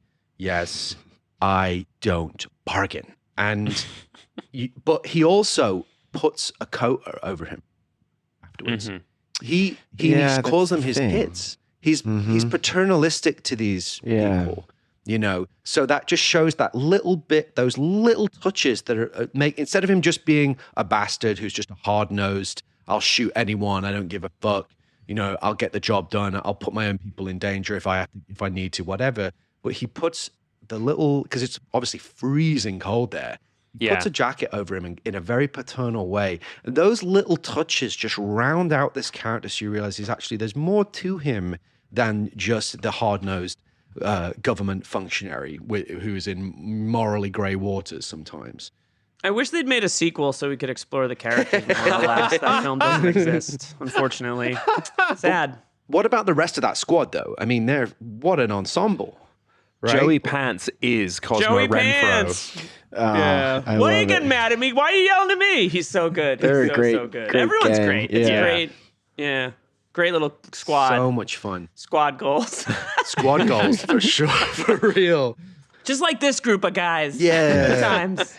Good gang. So, but now we're talking about Tommy Lee Jones as the antagonist, but he's not actually the villain. The villain, the real villain, is Jerome Crabbe as Dr. Charles Nichols. Now, and I wondered, first of all, I think quite an interesting character, quite Gruber-esque, I would say, in some respects, like sophisticated, charming, seductive European villain. Obviously, he was actually, a lot of people will know he was actually recast at the last minute because our friend from Hunt for Red October, Richard Jordan, sadly fell ill with a brain tumor and ended up passing away. So he was ill and had actually shot some scenes, and they had to recast Jerome Crabbe for the part of Dr. Charles Nichols. Are there any Jerome Crabbe heads in the house? Are you guys I know into nothing his about this Dutch? man. Okay. I mean, I'm a Verhoeven guy. Right, You know yeah, this. me So, too. yeah, I'm a huge... But I'm going to be honest. I wish it was Richard Jordan in the part. I think if there's a weak link in this movie, it's Jerome Crabbe. And it might be a Ooh, I function wouldn't of go like that the fact far. that he is the villain. No, maybe not weak link is the word, but I just find I never for 1 second think this guy is anything but smarmy. Like at no point am I like, oh yeah, they're really friends. Like, and I don't know why that is, right? But I at no point because you even at hate the beginning, he was like, Europeans, thanks for the loaner. It's just because I hate Europeans. It's my deep-seated hatred for those Dutch bastards. No, I don't know. He's a little too sleek and a little too. And maybe this is only in retrospect. I don't know, but it's more like I just could see Richard Jordan doing the Richard Jordan thing in this part, and but as like crappy corporate asshole, sure, yeah. I mean, I he's totally really buy that. good at playing these sort of charming bastards, these charming amoral. Which the big one being Paul Verhoeven's The Fourth Man. Which had a big influence on Die Hard because Jan de Bont shot it. McTiernan was a fan, handpicked de Bont because he liked that the visual aesthetic and also the cutting style of like cutting it for moving shots, which hadn't really been done, and it kind of helped shape this new language of cinema with the lens flares and the kind of naturalistic roving, almost documentary-like camera work that de Bont had, but. The Fourth Man is a really interesting performance by Jerome Crabbe, in which he's the lead, and it's kind of a sort of precursor to Basic Instinct in the sense that it's he plays this sort of sexually avaricious, amoral, quasi-alcoholic writer who is just basically trying to have sex with anything that moves and is drawn into this. Sounds like I don't want to spoil it, but. Deeper Verhoeven mystery. Forever. It's Paul Verhoeven at his most Paul Verhoeven. There's Christ imagery in there. His the greatest there ever was. Yeah, oh my God, it's so good. It's very transgressive, and he is magnetic in the film. So I think he's a great actor. I think he's great in this. I do take your point that I think, especially an American audience hears a European accent and. Subconsciously, they are always, I think, villain. Well, don't forget he was in the Bond film. He was in Living Daylights. But he also played a slippery, duplicitous bastard in Living Daylights. Slippery European. I think that's true. Yeah. But I mean, he's a great actor, but it just never quite clicks for me personally. But I'm not like, it's still a perfect. I think he's really, movie. I think he's really good. And I remember, my naivety. I remember being tricked when I saw it the first time because he's so kind to Kimball when he bumps into him in the car, and he's like, I need some money. Take it. How can I help you? I like that you just criticized yourself for naivete when you were 12 years old. You're like, I can't believe, so naive. Well, I believe. What a time! What about old Andreas Katsoulas as Sykes, the one-armed man, the thug, the one-armed Carl of the man. piece? Any thoughts on him? He's not actually a one-armed man, correct? No, he is. Oh, you mean in real life, the actor? I'm sorry. Yeah. No, I don't think he is. No, I know he's a one-armed man in the movie. No, I'm in.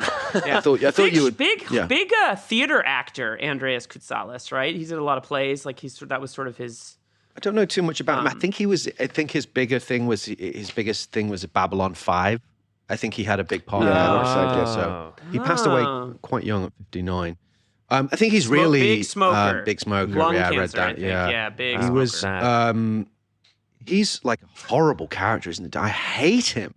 He's really hateable and imposed. It's important, but you need to have, I think to the point about Jerome Crabbe or even Richard Jordan, they're not physically intimidating. But this guy is, even with one arm. Right. And you need to have that component, I would say. The Gruber of the piece can be an intellectually intimidating, but you need a physical muscle too. There's also this thing of like you keep hearing about the one-armed man, and it feel even though like by like this point in the film, like you trust Kimball, he didn't kill his wife. It sounds absurd. Like the only thing he has to go on is there was a one-armed man, and so when it suddenly becomes so grounded and it's this guy, this ex-cop turned security guard for, big business, and he'll kill a cop on sight if he's in his way. Like he goes from being this like feeling like kind of almost like a fairy tale villain to suddenly being just like this huge, like, hulking obstacle that he strikes fear into you very, very easily. Yeah, it could be a kind of a corny trope. The one-armed man, it sounds a bit, could be a bit silly, but yeah, as you say, it's very grounded and realistic and, believable and frightening. There's also a little commentary in how these guys who were cops or survived this era move into private security and doing this kind of another sketchy, corporate sellout. Exactly, and how with the dwindling middle classism of being in a government functionary role, as more privatization occurs, the opportunities exist outside the scope of what is considered societal law, and so therefore your amorality is directly connected to your pocketbook, and that is a big theme of this movie. Obviously, is that the intrusion of big business into healthcare, and this is a side theme, security or law enforcement, is when tragic, shitty things happen, right? And everyone's chasing the buck. So it's an interesting sort of resonance in the context of the movie. I think it also speaks to the adaptation here that there is a one-armed man in the TV series, and they didn't have to pull that. They could have they could have set that aside, but they chose to include that element here, and I think it's used in a wise way, as you're saying, Adam, that it at first it seems kind of ludicrous that a one-armed man would come in and murder someone's wife, but they sure do pull it off in a surprisingly realistic way, that by the end of this film you're not really concerned about whether this man has all of his limbs. It's more that just he is a pretty bad dude. In fact, bad criminal. It empowers him. He kills the further janitor somehow. from Scrubs. You hate this guy. Yes, he does. He does. The arm makes him more powerful in an odd way, instead of it being detrimental. But yeah, in the wrong hands, that could be like a Bond trope, like a Roger Moore Exactly. Bond That's what film. I'm trying to say. Yeah. Let's move on to the action. Do you guys have a favorite action sequence or set piece in this movie? Dom and Adam? I mean, the train crash. Yeah, there's a series of really good sequences, right? It's just amazing Starts that with they do a bus crash that then becomes a train crash, and also manage to fill it with so much character in terms of, as we've already said, him being a good doctor in spite of everything that's happening around him. It's just an incredible saves the guys. Set piece. There are a lot of They save their sequences own in here skins, that bring to mind The Untouchables for me, which is a film that we talked Yes. about on our podcast. That Untouchables has these incredibly iconic sequences that speak to the power of film editing, and a lot of the sequences And the power in this of film Chicago. a lot of these sequences are wordless, and they are just kind of it's Tommy Lee Jones looking down a stairwell and Harrison Ford looking up from that stairwell. It's all told just by film good. language. I want to jump on what Adam just said. The idea of it's the power of Chicago, because my favorite sequence in this entire movie is the St. Patrick's Day sequence, and that's because This is a St. Patrick's Day movie. It's a St. Is The Fugitive a St. Patrick's Day movie? Yeah, and it's because there's no city in the United States like Chicago, right? It really is its own unique organism, and very distinct from Boston, very distinct from New York, obviously very distinct from LA. And it takes advantage of the fact that many of the actors are Chicago or Midwestern, right? It uses people from the city. Another famously shot in Chicago movie is The Dark Knight. But if you don't know Chicago or you don't know the references, you would never think it's a Chicago movie. This movie chooses to take one of the iconic events, which is the dyeing of the water green for St. Patrick's Day, and they actually, of course, shoot during the parade. And I just think it's a bygone era of let's take advantage. Let's guerrilla filmmaking this sequence. Ford is in the crowd. They're following him around with a camera. Of course there's permits and there's, ADs directing people around, but it there's something so ballsy in a filmmaking sense, especially with this production window where they're and then he runs out and we have one day to shoot several minutes of this film. It just it's what action movies I think were meant to do, which is a sort of highfalutin, exciting story. crashing into a real cultural milieu. And that's one of the things that makes this movie so successful is that you feel like you're in Chicago.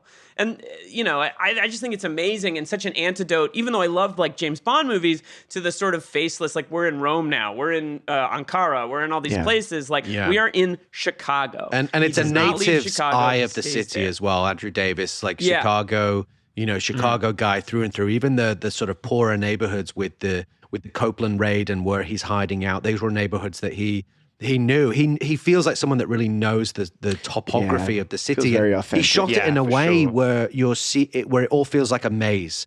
This dense urban maze, which you're going directly above the city. Well, even the hospital stuff, it's just so it's not nothing that the little boy he saves is a young person of color, and like the dynamics of that in Chicago in a place like that. Like it's very aware of these socio-economic issues at stake in a real place, and in a city that I think is under, Untouchables, as much as I love it, is like a bit of a fairy tale sometimes. Yeah, it mythologizing of the city. Mythologizing of Elliot Ness and those guys, and Public Enemies. Justice for that movie is a great antidote to that sort of thing. But the beauty of this movie is that you feel like you're really present tense in a city in 1993, which is maybe another reason why it's so cool that it rushed into movie theaters.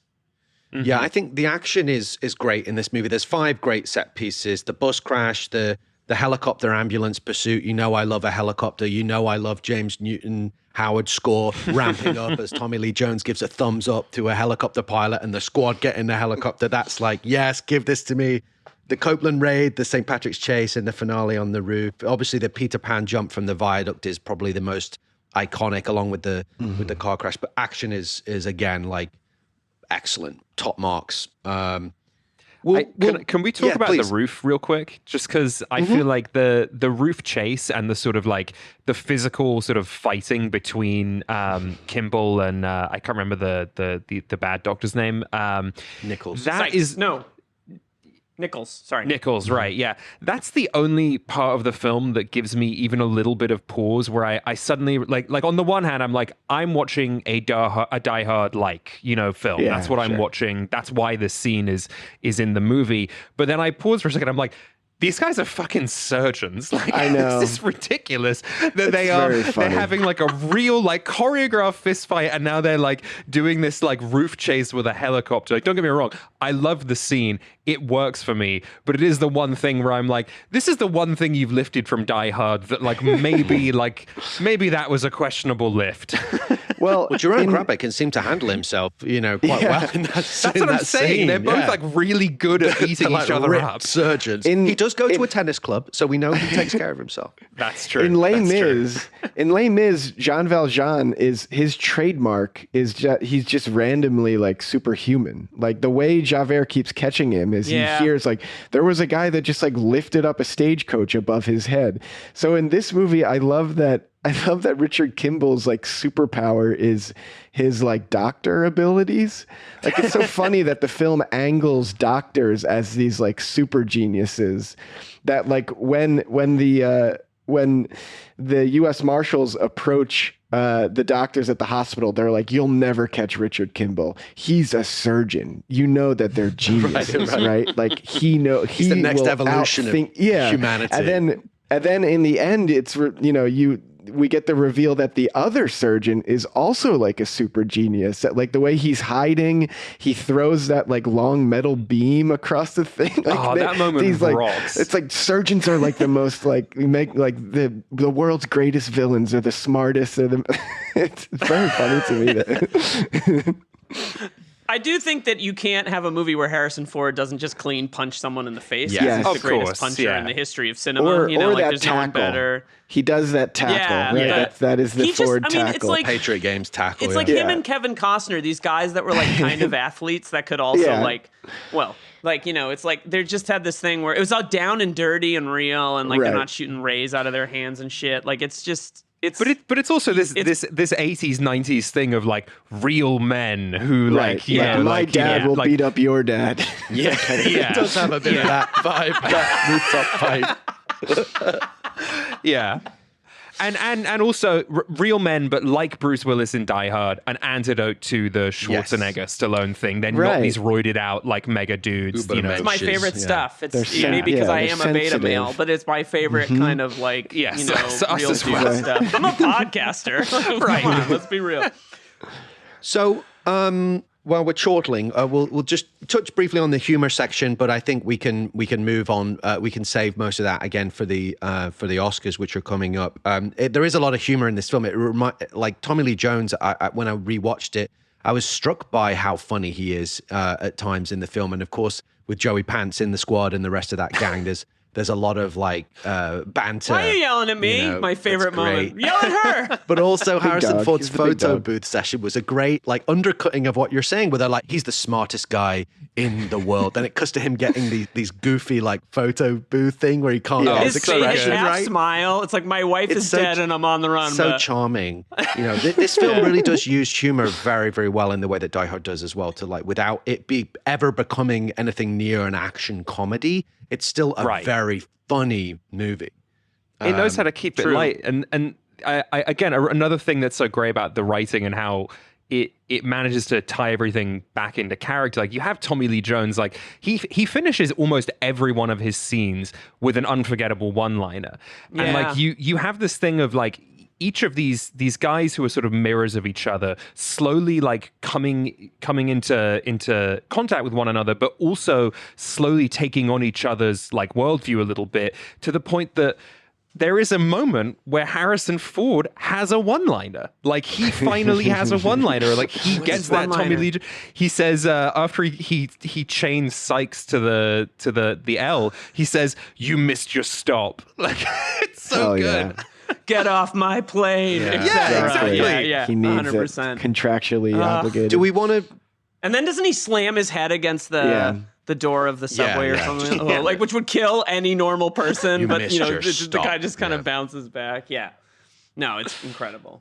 Do we want to get the Tom Jones drifting over the valleys for the lady, or are we going to move on? I think we can say I think it's great to see Julianne Moore in an early movie. I know she had a larger part, and that they have like a love affair in the longer version of the script. Oh, right? wow. Yeah, they cut it out because it was they cut made it him out 'cause it was too unsympathetic. long. She's wonderful, in the movie. She is, and I think just Celia Ward with the limited screen time she has is just makes you she's instantly great. care about Quite Helen Keller. enchanting, isn't she? The Sailor Ward. The way it's done is sort of obviously it's almost all after the fact, so she's sort of a memory. Rather than a character, but we do see her a little bit at the party, and there's something quite mysterious and alluring about. Well, she's her. brilliant because she can tell she can like talk to these doctors, but she's clearly like, shut the fuck. That party looks like the fucking worst, Yeah. doesn't it? Oh, the worst. Well, another Truly. cultural thing about this movie is like these are like high-heeled idiot, like assholes, right? Like I just love how quickly you're like, why is there a fashion show going on at this event? Like this is in this gross. big empty like cavernous building that's just like this too much Convention space. center, like hotel convention center. Ugh, Yeah. just like Just soulless, horrible. And of course Jane Lynch appears, but we're going to Yes, I was save her gonna for say. our Right. next section because I'm going to ask you guys to all cram in the back of the limo as we head You over guys bring your to tuxes? Absolutely. grab a martini, and we're going to head over to the Die Hard Oscars. Phil, it's 11 in the morning, okay? It's 11 in the 5 morning. o'clock somewhere. That's why I'm having my third, okay? We're starting late. No, I'm having what's the hard-boiled drink? The tequila slammer. Right, that's my tipple. Okay, so we are... If you just did that, sorry, in the middle of the pod, you just like dropped a shot of tequila. Hey, whatever it takes. Whatever it takes. Okay, so our first award is the John McClane Yippee-Ki-Yay Award for the best line. So there's a few. Obviously, there's the big speech, which I would love to do, but I don't really have time. The residence, warehouse, farmhouse, hen house, outhouse, and doghouse speech. The other line. You just kind of did it. I kind of did it. I kinda did just a little Great. tease. It's great. Amazing speech. The bit where he says, he says, "What are you doing, Newman?" I'm thinking, "Well, think me up a cup of coffee and a chocolate donut with some of those little sprinkles on top, will you? As long as you're thinking."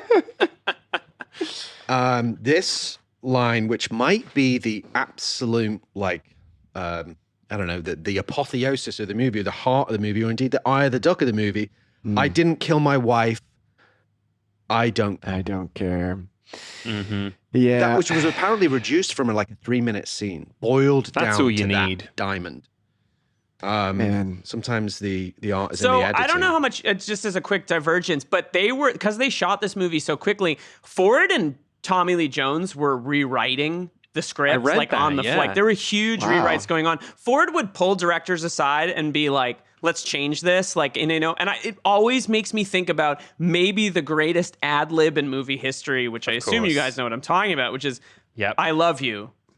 I know. Yes. Where he was supposed to say in Empire Strikes Back, I love you too. And he changed it to I know. And it's like, super smart. I mean, it's iconic. Greatest actor, greatest movie star, greatest ad-libber in the history of movies. Greatest storyteller. Like, That's someone who is totally in sync with how his characters roll in a wider story. So I have to wonder if he and Tommy Lee Jones was like, Tommy Lee Jones, they were just like, I'm going to say I didn't kill my wife. And you say, yeah. And you say, I don't care. Like, I could just see them figuring that out and Andrew Davis being like, sorry, guys, but that's what it has to be, right? It's just so clean. Exactly. Yeah, Sometimes, it's really well done. It's about reduction.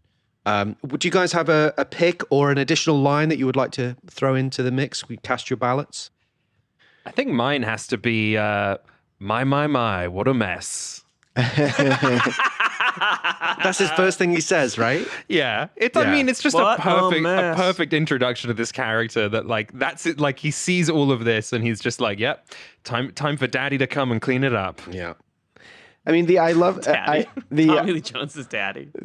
I didn't kill my wife, I don't care exchange is so, it's so memorable because usually in these films, it's just Harrison Ford like screaming into the abyss, I didn't kill my wife, or get away from my wife, or you killed my wife, you bastard. In this one, it's so memorable because we have a retort from an equally like charismatic, legendary figure. We have Tommy Lee Jones with the I don't care. It's so good. It's iconic. It's amazing when you look at his performance as well and the reaction to that Harrison Ford, because, we talked about him earlier and Andrew Davis said how he could actually have been a silent movie actor because he's so, I think one of you guys mentioned about the micro expressions earlier, and he can do so much physically and he can do so much with his expressions. But you see his world kind of crumble when he says, I don't care, because it gives him nowhere to go. Literally and figuratively. It's like, I'm not going to get any change. I'm not dealing with a human being. I'm dealing with someone that is a machine, Yes. And it's the law incarnate. Yes, exactly. Well said. Yeah, exactly. I'm going to go with When I Came Home, There Was a Man in My House. Do it, Liam. I just love, it's a distillation your Harrison Ford. of that, You want to. that moment.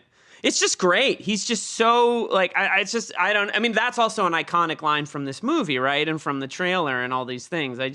That really does it for me. God, I'm going to literally watch this movie again when we hang up. Yeah. I bought it from Apple for 2 days. Like, let's go. Like, I got to watch it again. Oh my God. All right. I would say it's, I didn't kill my wife. I don't care for the aforementioned reasons. Let's move on to the Hans Gruber Exceptional Thief Award for stealing the film. Now, the rules are this can be anyone except the first lead of the film. So Tommy Lee Jones can be nominated, but I think it might be a little too obvious.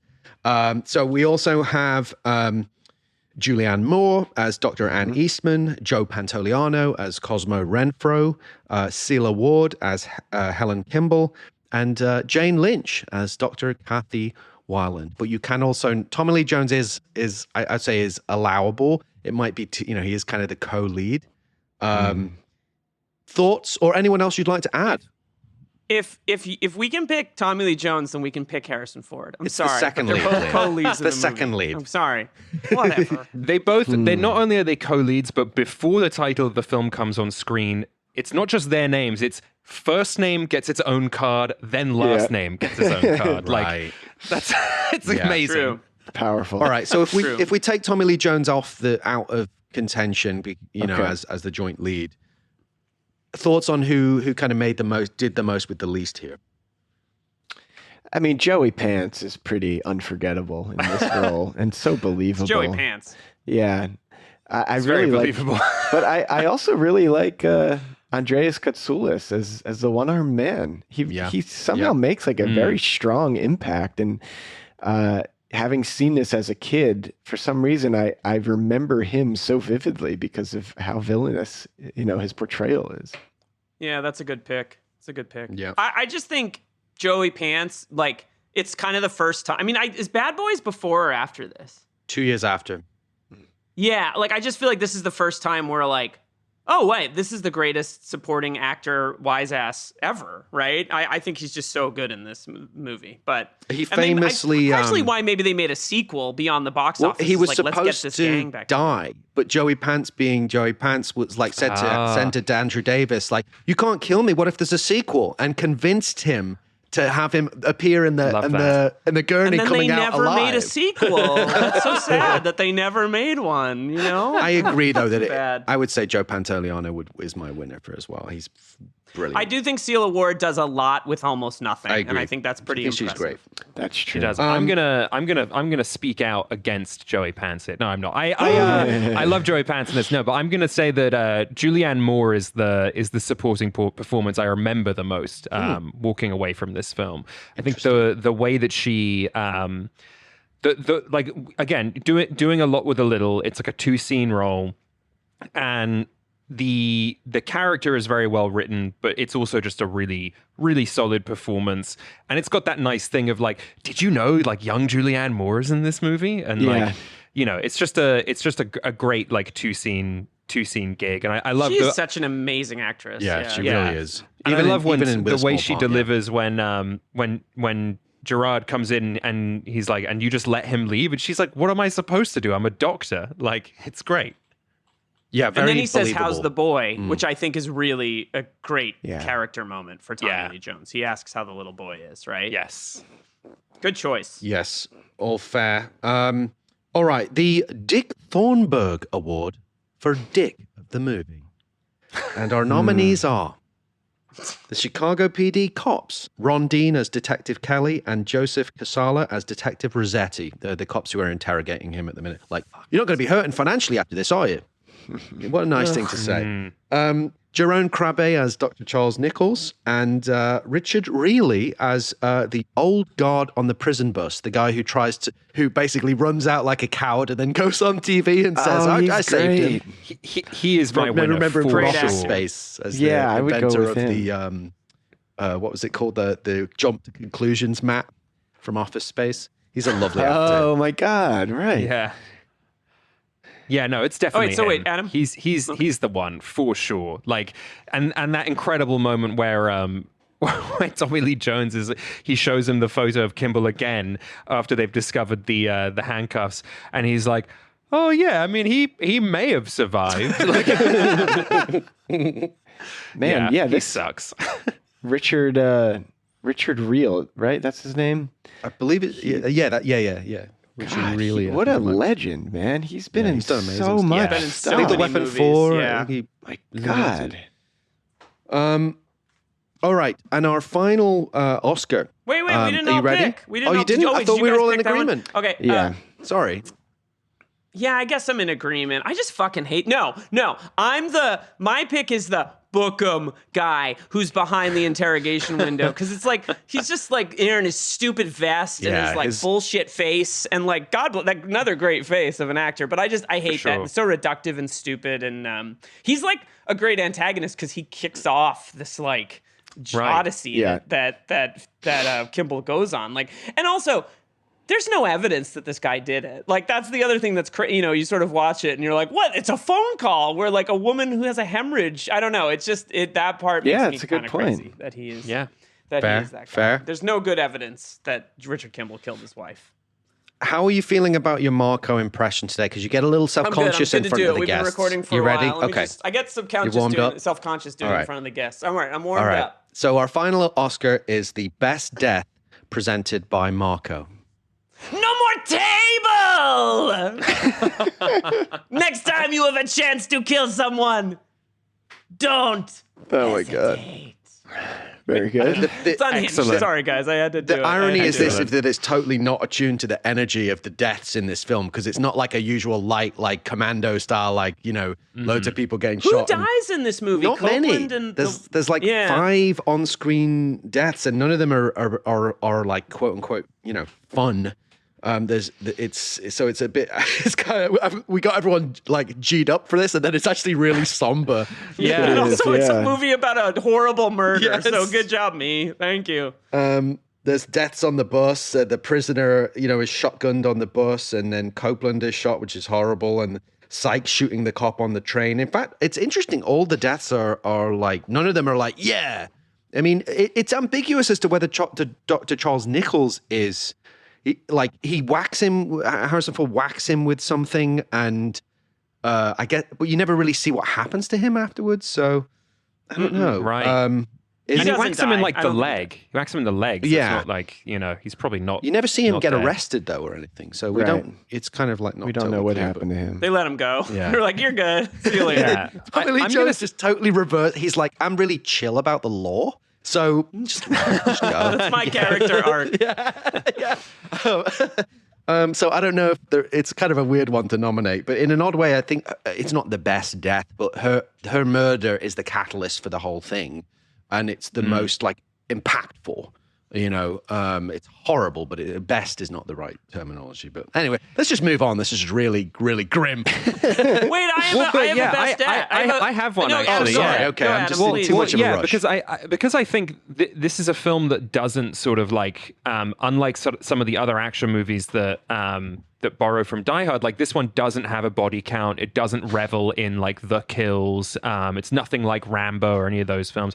And so like, yeah, as we've been saying, like it has this sort of somber tone to it.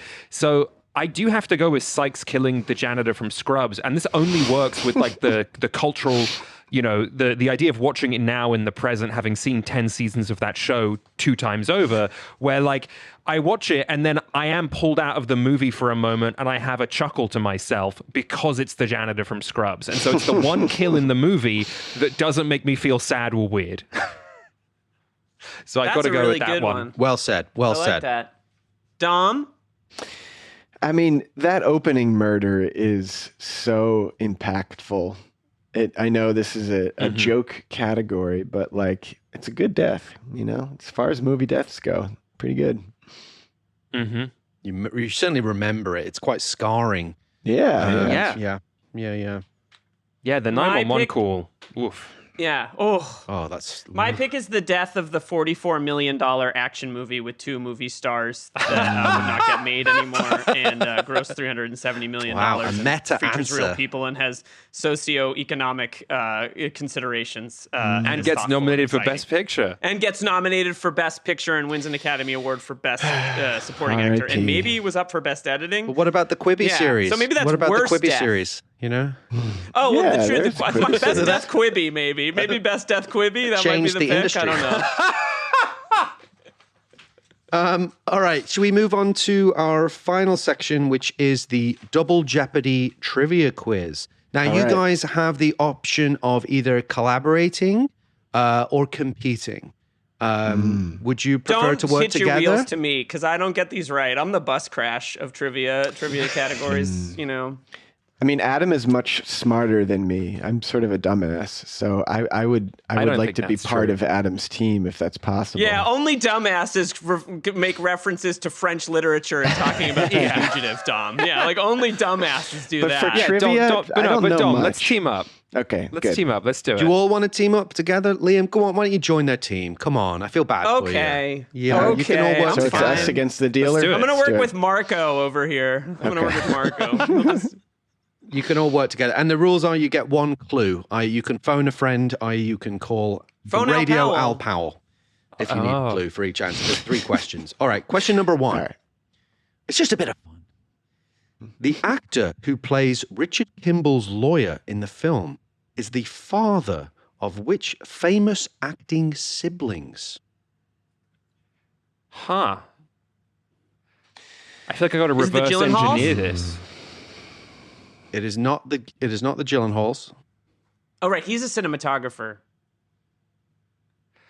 Is it? I'm trying to think. Maybe. I mean, Dom, stop me if you think there's a different answer here. But I think there's a possibility it could be a Bateman because there's just Jason and Justine Bateman are acting siblings, and I feel like age-wise it would make sense. But I don't know. What are other famous great- That's acting not the siblings? correct answer. I like where your head's at, but John Cassavetes. John Cassavetes is his lawyer. do you want the clue? Clue, phone Al Powell. Yes. Phone Al Powell. He has also appeared in films such as 8 Men Out and High Fidelity.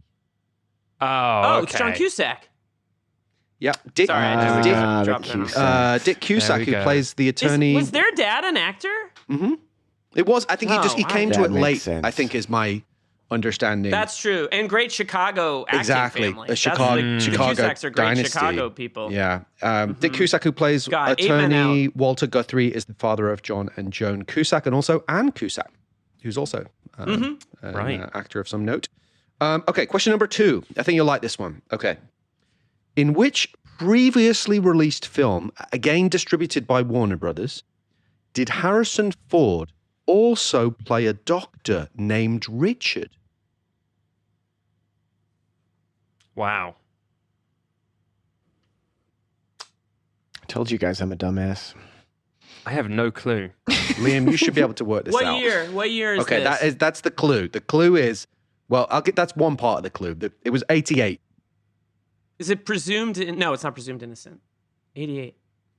Oh, Frantic. It's Frantic. Yes, I've exactly. never seen that. Yeah. Wow. Oh, seen it's it so the considerations of the director aside, it's a great fucking movie. It's really, really good. Yeah, he's great in that. That's a great Euro adventure. Harrison Ford plays a San Francisco surgeon named Dr. Richard Walker in that film. Okay, final question. Which member of Sam Gerard's team did not return for the 1998 sequel, U.S. Marshals? And I'm going to list their names. Joe Pantoliano as Cosmo Renfro, Daniel Roebuck as Bobby Biggs, L. Scott Caldwell as Erin Poole, Tom Wood as Noah Newman, and Johnny Lee Davenport as Henry. Which one The didn't answer come is back? none of them because this film doesn't exist. So this is kind of a trick question. Is it that bad? U.S. Marshals? I love U.S. Marshals, apart from the it's tedious midsection. It's more that it's reputationally like weird and like a total cash grab. But like I would have watched 10 sequels. I've watched it about 20 times. That team. Oh, maybe I have to watch of U.S. course, Marshals. I've never Yeah. seen it. Dom, you've never seen it either? No, I didn't even know it It's existed. on Netflix, I think, right now, or it always seems to be. We'll be Yeah, doing it. It's available. We'll be doing it. I like it. Oh, great. Yeah, I have no clue. no idea. Okay. Yeah, I have no Do you want idea. all right, the Never- clue yeah. is Sausage Fest. Oh, so L. Scott Caldwell doesn't come back then? That's right. Yeah, she was apparently acting in a play at the time of the shoot and was unavailable to return, and was replaced by Latanya Richardson as a new character named Cooper. But the others all came back. That must have been a hell of a play not to come back for that paycheck. Yeah, it's like Keanu Reeves not coming back for Speed 2 because he was playing Hamlet in Canada. I think that's one of the great stories. Oh my God. Yeah. That's why. Yeah. He was like, I Wow. don't need the money and I want to focus on playing in my band, and I'm playing Hamlet at like the Stratford Shakespeare Festival. Wow. Proved to be an incredible Like, decision. you know what? Him. What a king. What a Yes. king to be like, no, I'm playing It's incredible. Hamlet. That's much cooler than being so on a amazing. boat. Yeah, it's really, really cool. All right. So we're Can going I to just ask wrap about things U.S. up. Marshals? Can I just real quick about U.S. Marshals? I can't remember the character's name, but the one that Tommy Lee Jones shoots in the direction of, does he have permanent hearing damage in the second film? I don't believe Newman? so. I don't Yeah, believe Newman. so. But that's a Good. great. Well, that That's fills bad. me with Bummer. hope. It should Yeah. be, yeah. That's an interesting. What, are people shooting near your ears, Adam? Are you concerned about your podcast, your podcast ears? You know, I'm just like generally afraid of loud noises ruining my life. that's fair. You're living in the wrong Don't city read that then, I recent think. New York Times article about unfortunately. noise and health. Then, Yeah. yikes. So just to sort of, wrap up, I want to get your final thoughts. And just the last sort of point that I wanted to make about this in terms of where this is going to take the podcast moving forward is I would really say that this film is the Fugitive is the die-hardification of the modern chase thriller, right? It's Sure, following in yeah. the footsteps of North by Northwest, Bullet, French Connection, films like that. It kind of perfected it. It contemporized it. It created a new story paradigm and style of movie that would be repeated and riffed on from the 90s and beyond. We've already been talking about the 1998 sequel. It would directly influence a number of other chase-oriented movies like Chain Reaction, Enemy of the State, Double Jeopardy, Salt, the Bourne franchise, The Hunted, the Taken series, and so on. And also, I think, cemented the idea that you could make old TV series into, modern movies. I don't know if there's a Mission Impossible without the success of The Fugitive. And then that leads to, Charlie's Angels, Miami Vice, The A-Team, the Equalizer series, various degrees of success. But its aftershocks are felt to this day, and it kind of created a new genealogical thread that we will continue to track as the show progresses. So that was the last thing that I wanted to say. If you have any further thoughts, please throw them in. And then I want to talk about your show and your forthcoming season on Eye of the Duck. But is there anything else you guys want to say before we close? It also invented Quibi. So I think that is... We're all deeply grateful for. We cannot escape. Which means, Quibi. by the way, that you can probably watch that on Roku, right? Because Roku bought all of Quibi's programming. That's right, they did. That's true. I had forgotten about I'm just that. looking I'd be that up. curious. The Fugitive lives on. Fugitive Quibi. Wow, yeah, look at this. I wouldn't be shocked, by the way, if in our lifetimes there's another rehashing of this show in some format, because it's just such a flexible and effective format, and it has such a prestige kind of lens to it. And I also think, there's a way that these two characters are kind of, so iconic that, they... Not to... the Hamlet joke aside, it's there's actors that want to play parts, right? And they want to play a part and do it in a new way. And Kimball is so tragic and so interesting, and Gerard is such maybe the better comparison is the Les Mis characters. I just could see a remake of this sometime in the next 20 or 30 years, on a streaming service, or, well, if those still exist, or whatever the case might be. I just don't think we're done with The Fugitive, and that's a testament to the fact that it's it's maybe truly a masterpiece, a truly almost perfect piece of filmmaking. It's pretty timeless. Very inspiring to watch. I mean, I don't know that movie stars exist today the way that they did then. And I don't know that a movie like this works if it's John Cena chasing Dwayne "The Rock" Johnson, because I don't know that these sort of stars of today are allowed to have any faults in movies or do movies that don't specifically appeal to a very slim teen demographic. But I think there are still some serious actors out there who would want to take on these roles. Just a question of whether or not a movie like this would appeal the way it did back then, and bring in any sort of... I mean, this movie is a fucking monster success. What did it quadruple its budget? It's huge. The only kind of stuff that does that these days is something that takes place in the Spider-Verse, right? I don't know that this has the and cultural even that, impact it that doesn't have the anymore. cultural footprint. Yeah, that's the thing that's sort of tricky about now is there's so much stuff, and it's people, you're not waiting. This came out in August, right? And August in 1993, that's a little bit of a graveyard for summer movies.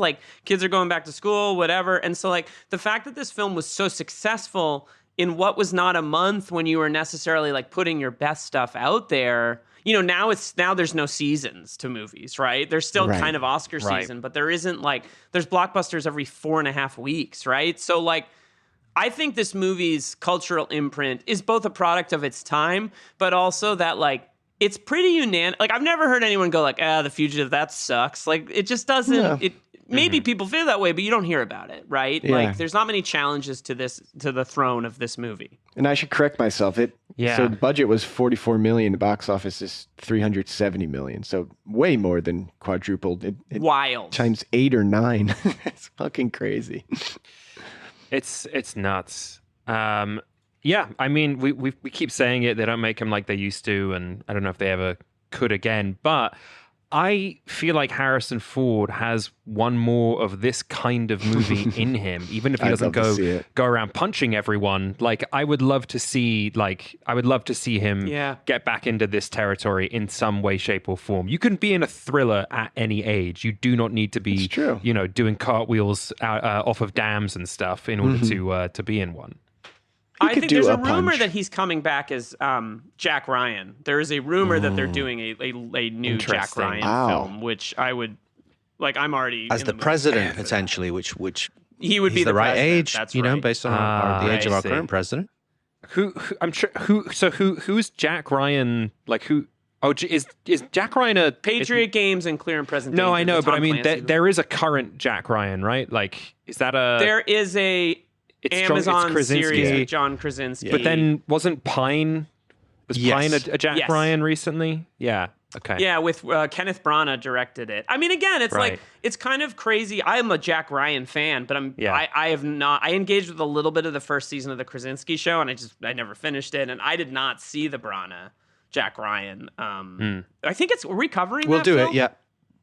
Okay. Yeah, we'll be doing. Jack Ryan. If you do not Jack Ryan, but if you do the Cruise Jack Reacher, call us up. Okay. Oh hell yeah! You have takes. What's your hot take on it? Oh, I just think it fucking rocks. Really? It rocks, dude.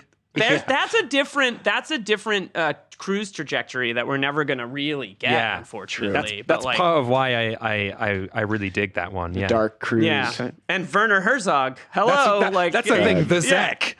Oh my god, he's the best. I bit off my fingers in prison. Like he's so fucking good in that. I like that late career Werner Herzog is like, I'm going to Hollywood to like he just shows up in like Good the most him. like why are you in the Mandalorian? What is this? Yeah. That's someone who's aware of their sort of like their metatextual cultural presence and is just like I could use another house. I'll make some money off that. It's like capitalism isn't so bad when I can buy another house. I'm so here for it. I'm also seeing that Air Force One in 2022 is announced there is a sequel in development with Harrison Ford. A sequel?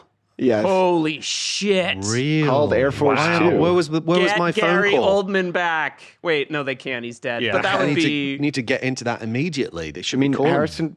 Harrison Ford returning to the role of U.S. President James Marshall. I mean, I really don't. Air Force 2 is the plane that's named for the vice president, I thought. The vice president, yeah. Maybe he comes back as the vice president. Oh, that title has been like just sitting there for 30 years. Yes, Why did no one do Air Force there. 2? Like, oh my gosh. Genius. Guys, let's hatch the story right now on this call and make it a 4-hour All right. We should writers room could going. talk to you guys. Actually, we can't forever. But, never mind. Why don't before we sign off, why don't you guys tell us about your very exciting forthcoming season on Eye of the Duck? Yes, Adam, I have the perfect segue. I have the perfect segue here. Air Force One, directed by none other than Wolfgang Petersen.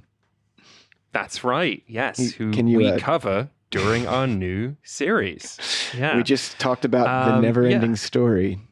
A classic Wolfgang Petersen joint as part of our 80s dark fantasy miniseries called Legends of the Eye of the Duck.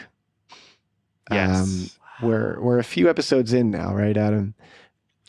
I mean, it depends on when this airs, but yeah, we're covering sort of the entire decade. We're trying to go, we're almost going year by year and sort of looking at this genre of film that kind of doesn't exist anymore is both a reaction to the 70s and a major sort of reaction to Star Wars. And you can look at this decade and all of the films in it and kind of see sort of like, here's how we ended up where we are today. And you can see this sort of like transformation of the film industry and the reconditioning of audiences for a new way of filmmaking. Yeah, and a little scoop for our diehard on a blank listeners. We will be hosting Phil and Liam for our episode on Highlander, which should come out in a few more weeks. Yes, should be very exciting. Yeah. And we got it's a great lineup. We've got Flash Gordon, Excalibur, Dragon Slayer, Conan, Dark Crystal, Company of Wolves, Neverending Story, Return to Oz, Legend, Highlander, Labyrinth, Princess Bride. and Willow, and then finally like capping it all off by looking at the early 90s and how everything changed forever with Steven Spielberg's Hook. Yes. Wow, that's awesome. A divisive motion picture for Deeply sure. divisive. Yes, I'm looking forward to digging into it. Yeah. Well, I've been listening sure. at the time of this. The time that we're recording this, the episode that's out is your first one on Flash Gordon, which I just completed. Absolutely fantastic deep dive. Thank you. Onto a sort of demented film. Complicated, tonally, bizarre. Sort of, you really pin down whether is it space opera. Is it sort of high fantasy, the Star Wars echoes, the De Laurentiis influences? You guys are so thorough. It is everything. And it's highly entertaining and insightful. I love your show. I am so thrilled to be coming on it to talk about Highlander, a movie we can't wait. wait to get into with you. I'm deeply, deeply honored and grateful that you asked us about that. And so please check out Eye of the Duck. Where can everybody find it, and where can they find you guys? Well, Adam, why don't you take it? You usually do this part.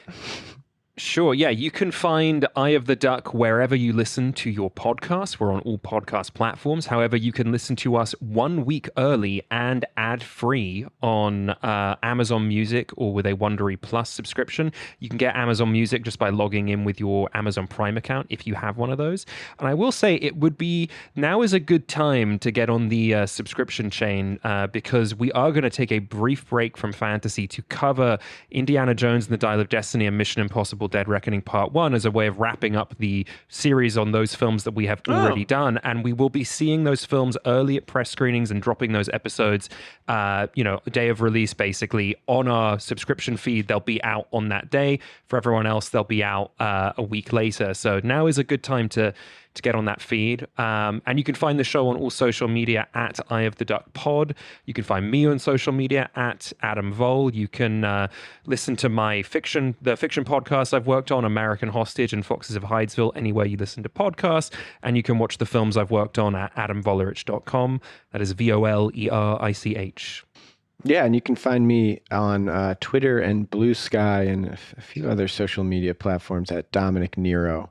And keep up with my writing and my work on, I often write for Esquire magazine about film, television, and video games. So thank you guys for having me. Thank you so much for doing this. It's been a delight. It's a great time. Total blast. Thanks for hanging in for so long. It's our pleasure. Thank you, Adam and Dom. What a pair of mensches those gentlemen are. They were great. Yeah, they're Thank great. You guys. They're great. Yeah. Their show's great. They were a delight to have on. That's The Fugitive. The Fugitive. It was a big one. I mean, that's a long one, but it absolutely earned. I absolutely loved it. And if you loved it, listener, why don't you tell a friend to listen to our podcast, Die Hard on a Blank, available to you on every podcast platform. Die Hard on a Blank. You can also find us online on Twitter. I'm at Liam G. Billingham on Twitter. Phil, are you on Twitter these days? Yes, I am. And I'm going to be more positive about it today. My name is at Philip Gawthorne. My username is at Philip Gawthorne. And that's how I met Dom. So this lovely episode wouldn't have happened without that. So there is a positive side. The film community, film Twitter and film podcast Twitter, everyone's really nice. Everyone comes on each other's shows. It's a great way to connect. I've met, met a lot of people that way, and it's always very cool. So please come find me and like and my tweets about hard boiled. Tweet about hard. Yeah, tweets about. You can find the podcast. Say. On Twitter and Instagram at DieHardOAB. And, the best thing that you can do, you have a question, comment, something you want to talk about, we'd love to do a mailbag episode. You can email us at diehardoab@gmail.com. That's diehardoab@gmail.com. Send us an email. Send us your thoughts. We'd love to respond to them on the pod. You can also rate, review the show. That's really, really valuable to us. Reviewing the show is really great. I'm going to read, get ready, I'm going to read a recent review. Phil, should I read a recent review? Yes, Let's do please. it. Let's read something that makes us validation sound... as long as it's positive. Yeah, no, they're all positive. All the reviews are positive. Okay. Here's one. This says, okay, I can't read the whole title. It gets cut off, but the title starts, let's have a Patrick Swayze. I don't know what the rest of it is, but 5 stars from a Jeff Bonhag. Such a fun podcast. Liam and Phil's enthusiasm for the movies is infectious. They have great chemistry as co-hosts, and the pacing is perfect. Much like The Fugitive. Much like we are the Fugitive of podcasts. Which is who's who? You've got to be Harrison I don't know. Ford, that's a very nice review. Thank you for taking the time to do that. Now, next on the show, we're talking about Hard Target, and unfortunately, we don't have a great guest for that episode. It didn't. Wait, Phil, why are you coughing? I beg your pardon. Not only do we have a guest for that episode? Not only do we have a great guest, we have my dream guest. So when we started this venture, I did an interview with the lovely folks at Pod Bible in the UK, and they asked me some fantastic questions in this interview when we were launching the show. And one of those questions was, who would be your dream guest? And my answer was Liam Billingham. That's my dream host, Liam. I said, okay, I'll do it. I'll do it.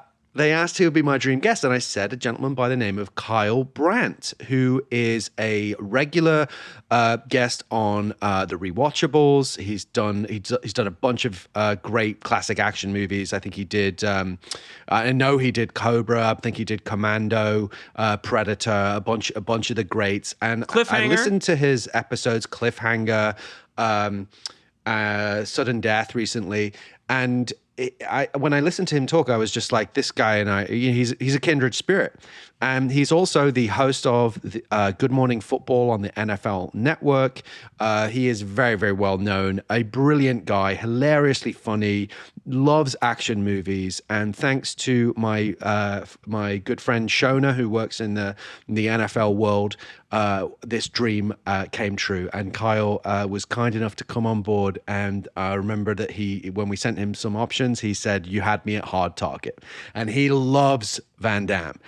So we have a fantastic conversation coming up on our next episode. Unfortunately, Liam was not available. That's true. This is just a Phil and Kyle looking at each other across the internet conversation. I was out on paternity leave, getting text message from Phil about how excited he was about Kyle Brandt, and it was very exciting. Well, Liam was invited.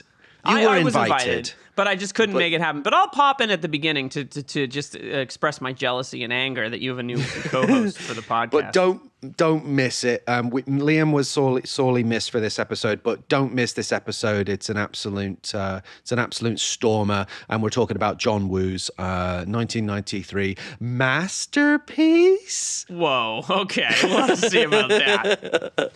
Hard Target. Yeah, coming at you. A film that I'm going to reveal to you at this moment that I've never seen. Oh dear. So I got to get on that. I'm going to watch it before we talk about it, before you and I talk about it, and then I make you do an episode with me and I stare at you. Good. All right, sounds good. Thank you, everybody. I'm Liam Billingham. I'm Philip Gawthorne. This was Die Hard on a Blank, and we'll be back next time with some new FBI guys, I guess. Die Hard on a Blank is a podcast created and hosted by Philip Gawthorne. Liam Billingham co-hosts and produces the show. Mike Mayer and Michael Sugar are the executive producers. Find us on Twitter and Instagram at DieHardOAB. Rate, review, follow the show wherever you get your podcasts. Most importantly, tell your movie podcast-loving friends about Die Hard on a Blank. Special thanks to Suki Chu. See you next time on Die Hard on a Blank. Back to school savings are officially in session at Tanger Outlets. Shop tax-free August 2nd through 6th and save up to 70% off the latest school styles. The best of apparel, footwear, accessories, and more. Save at Nike Factory Store, American Eagle, Gap Outlet, Crocs, Under Armour, Banana Republic Factory, and hundreds more. There's always something happening. Discover the latest fun and events all season long. Tanger Outlets, your savings destination.